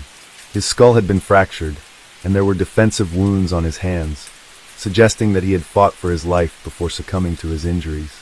It was clear to the investigators that Patrick had been the victim of a violent attack, but the question remained: who had done this and why? Detective Erica Harlan, a seasoned investigator with the Pierce County Sheriff's Department, was assigned to the case. She arrived at the crime scene shortly after the initial response team had secured the area. Upon entering the house, she immediately noticed the signs of forced entry. There was broken glass near the front door, as if someone had either kicked or smashed their way inside. However, nothing seemed to have been stolen, which suggested that the motive for the crime might not have been robbery. The first few hours of the investigation were spent carefully examining the crime scene. Harlan noticed the disarray in the living room, indicating a struggle had taken place.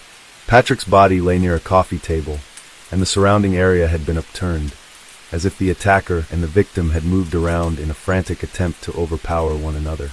Despite the violence of the scene, there was no immediate evidence pointing to a specific suspect. The house had been locked from the inside, and there were no obvious signs of a break-in beyond the damaged door. Harlan began to look for answers in the victim's personal life, wondering if the key to understanding his death might lie there. Lily, who had been taken to a neighbor's house after discovering the body, was understandably shaken.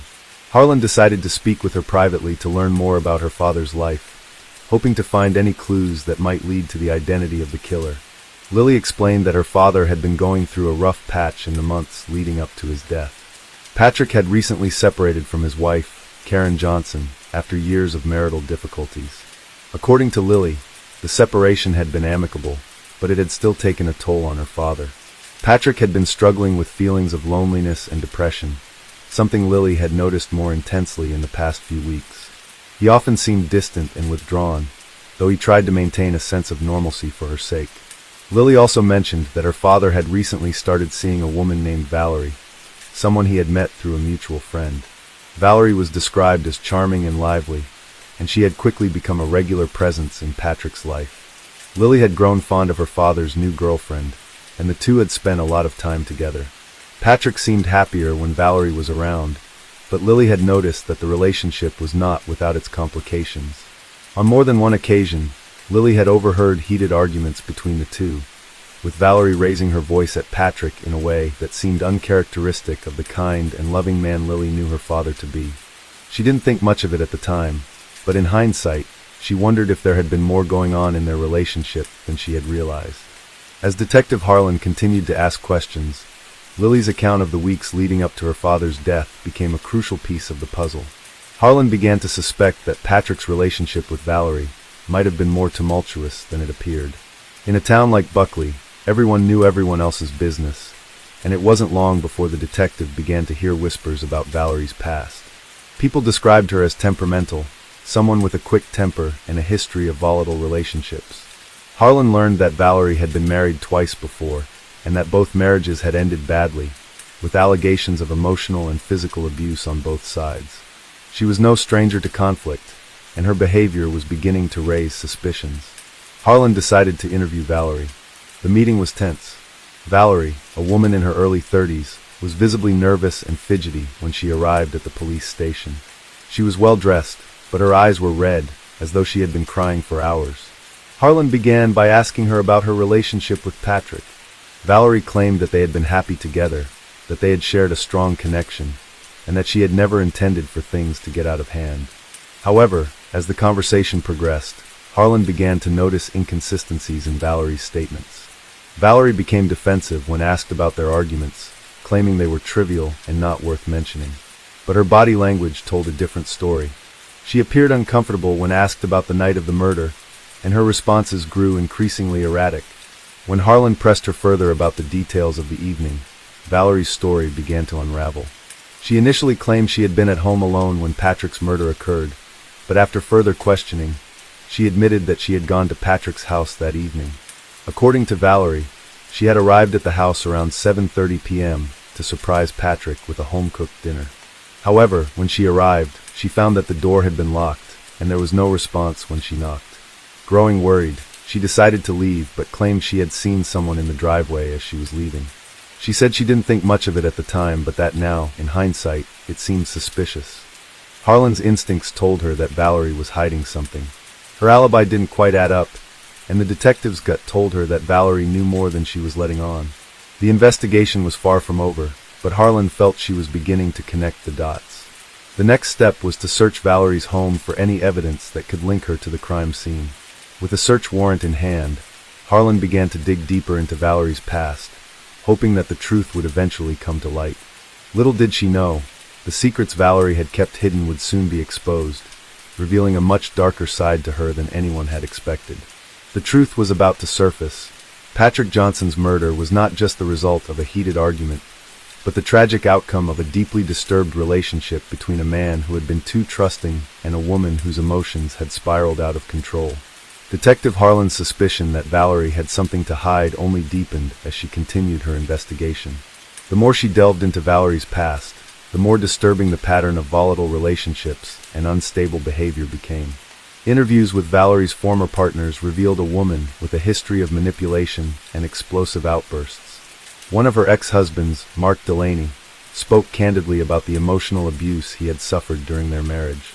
Mark had described Valerie as charming at first, but he soon realized that beneath her friendly exterior lay a deeply controlling and possessive nature. He explained how, over time, Valerie had grown increasingly paranoid and jealous, often accusing him of infidelity without any basis for her accusations. According to Mark, Valerie's outbursts could be sudden and violent.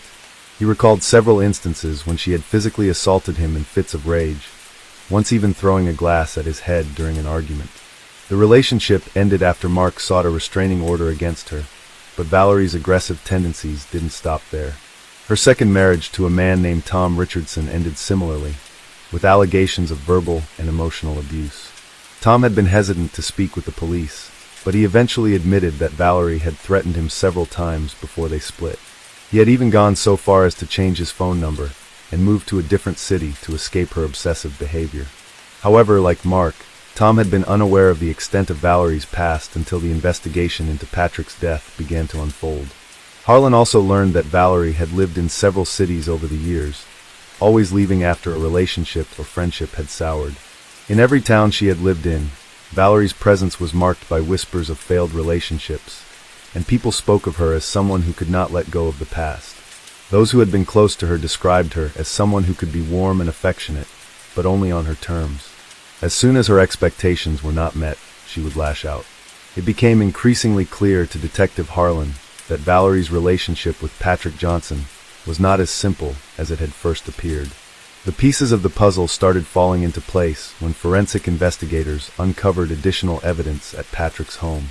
Among the items found at the crime scene was a broken necklace, which had been lodged under Patrick's body. The necklace, a simple silver chain with a small pendant, appeared to have been torn off in the midst of the struggle.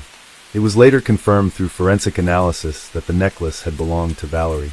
When Harlan presented Valerie with this evidence, the woman's reaction was telling. At first, she denied that the necklace was hers, but when confronted with the forensic report, her demeanor shifted.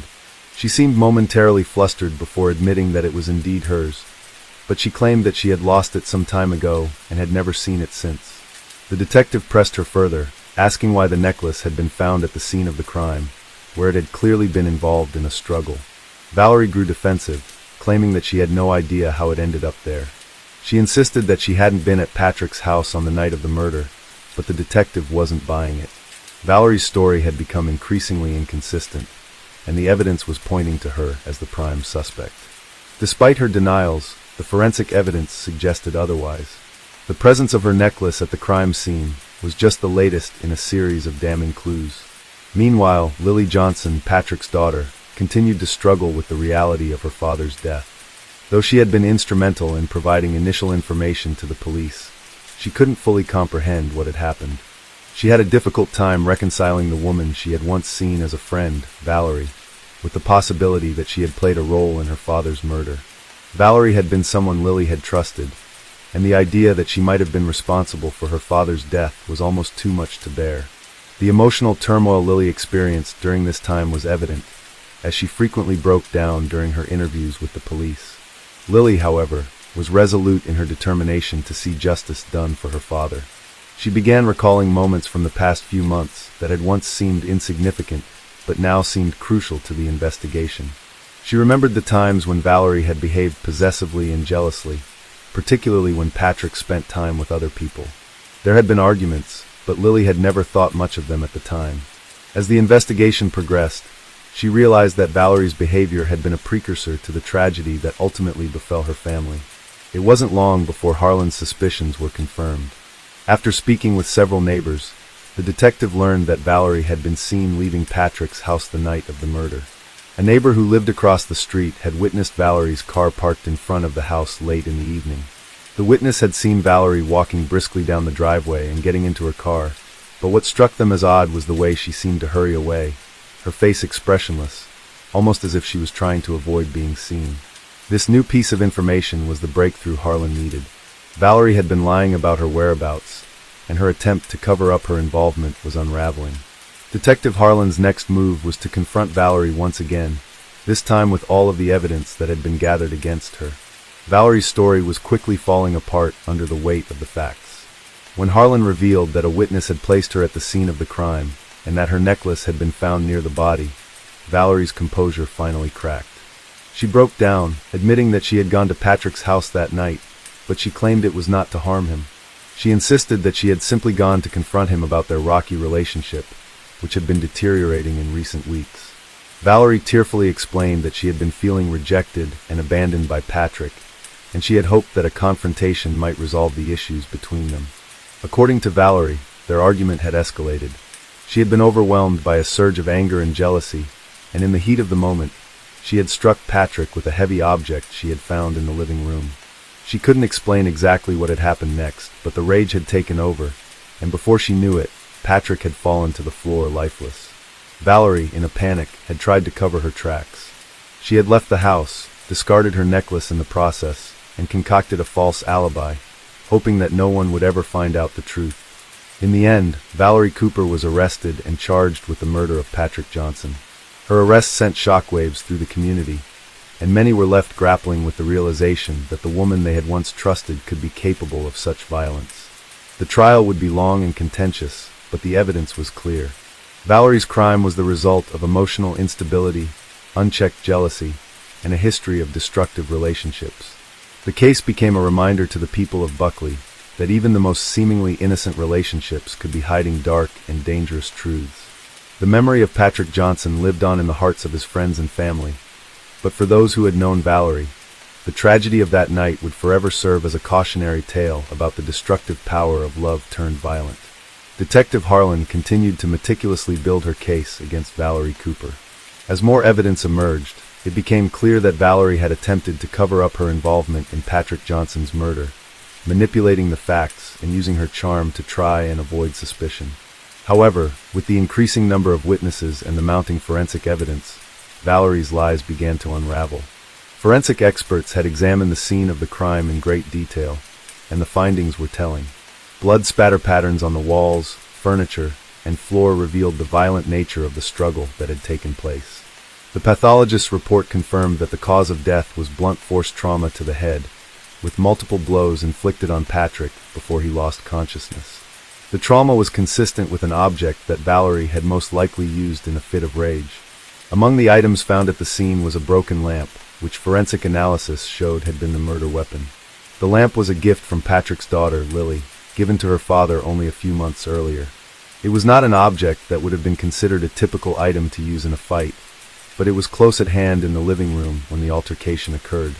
The lamp's heavy base had been shattered in the scuffle, and bloodstains were found on the metal frame, further tying Valerie to the scene. Harlan could already see the gravity of the evidence. Everything pointed to Valerie, but her cooperation was key to cementing the case. Lily, in the weeks following her father's death, had been struggling to cope with the emotional aftermath. She had been the one to discover his body, and the trauma from that moment stayed with her throughout the investigation. Her memories of her father were bittersweet, filled with the love and warmth he had given her throughout her life, and the growing realization that the woman she had once welcomed into their home had ultimately betrayed them. For Lily, the hardest part was facing the truth that Valerie, someone she had trusted and had come to think of as a friend, had been the one responsible for her father's death. As Harlan continued her investigation, she sought out more details about Valerie's past. It became apparent that Valerie's relationship with Patrick had been a pattern of toxic behavior that had begun long before that fateful night.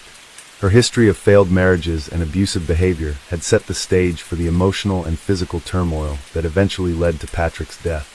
Valerie had grown increasingly possessive and controlling, unable to let go of her insecurities, and these feelings of inadequacy were likely what triggered the violent confrontation. While Patrick had tried to remain calm and rational, hoping that the relationship would improve with time, it was clear that Valerie had not been able to manage her emotions in a healthy way. Detective Harlan also interviewed several of Patrick's friends and colleagues who had known him for years. They confirmed what Lily had told the police about the tension between Patrick and Valerie. They recalled that while Patrick seemed genuinely happy when he first started dating Valerie, things had begun to deteriorate over time. He had become more distant, as if he were retreating into himself. Friends observed that he was often on edge when Valerie was around, and his demeanor had changed. He was more anxious, more withdrawn, and increasingly unhappy. These subtle but crucial changes were signs of someone trapped in a controlling and unhealthy relationship, and they shed new light on the circumstances that led to his murder. As Harlan pieced together the events of that night, she discovered that the confrontation between Patrick and Valerie had been far from a spontaneous outburst. In fact, Valerie had been planning to confront Patrick for several days before the murder. She had been stewing over feelings of jealousy and abandonment, feeling that Patrick was pulling away from her. It was evident from the statements of friends and neighbors that she had become obsessed with controlling every aspect of Patrick's life. This obsession, combined with her emotional instability, had led to a volatile mix that ended in murder. During the trial, Valerie's defense team attempted to argue that the murder had been the result of a momentary loss of control, but the prosecution presented a strong case that demonstrated Valerie's premeditation and deliberate actions. The broken lamp, the blood evidence, and the testimonies from those who had witnessed her increasingly erratic behavior painted a portrait of a woman who had intentionally escalated the situation to a point of no return. Valerie's inability to accept rejection and her history of manipulative relationships were key factors in the prosecution's case. At trial, Lily took the stand to testify about her father's life, her memories of him, and the pain she felt after his death. Her testimony was emotional and raw, as she struggled to reconcile the woman who had once been a comforting presence in her life with the killer who had taken her father from her. Her words resonated deeply with the jury, painting a portrait of Patrick as a loving father who had been the victim of a tragic and senseless act of violence. Throughout the trial, Valerie's emotional state deteriorated. As more evidence was presented, she seemed to shrink into herself, her once confident demeanor replaced by nervous fidgeting and anxious glances. The weight of the evidence was overwhelming, and her defense team's attempts to downplay the severity of the crime fell flat.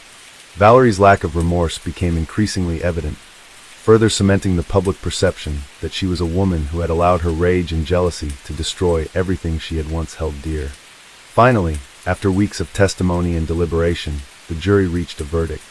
Valerie Cooper was found guilty of second-degree murder. The conviction brought some closure to Patrick's family, although no verdict could ever undo the damage that had been done. Valerie was sentenced to 25 years in prison for her crime, and while the justice system had held her accountable, the emotional scars left on those who knew Patrick remained. In the aftermath of the trial, the people of Buckley were left to process the shocking truth. The murder of Patrick Johnson, a quiet and well-liked man, had been the result of a destructive and obsessive relationship that had escalated into violence. His death left behind a grieving daughter, who was left to pick up the pieces of her life in the wake of the tragedy. The case became a stark reminder of the dangers that could lurk behind seemingly ordinary relationships and the devastating consequences of unchecked emotional instability. As for Valerie, her actions had forever altered the course of her own life. The woman who had once been charming and captivating had been exposed for who she truly was, a woman driven by jealousy, insecurity, and an uncontrollable need for power and control.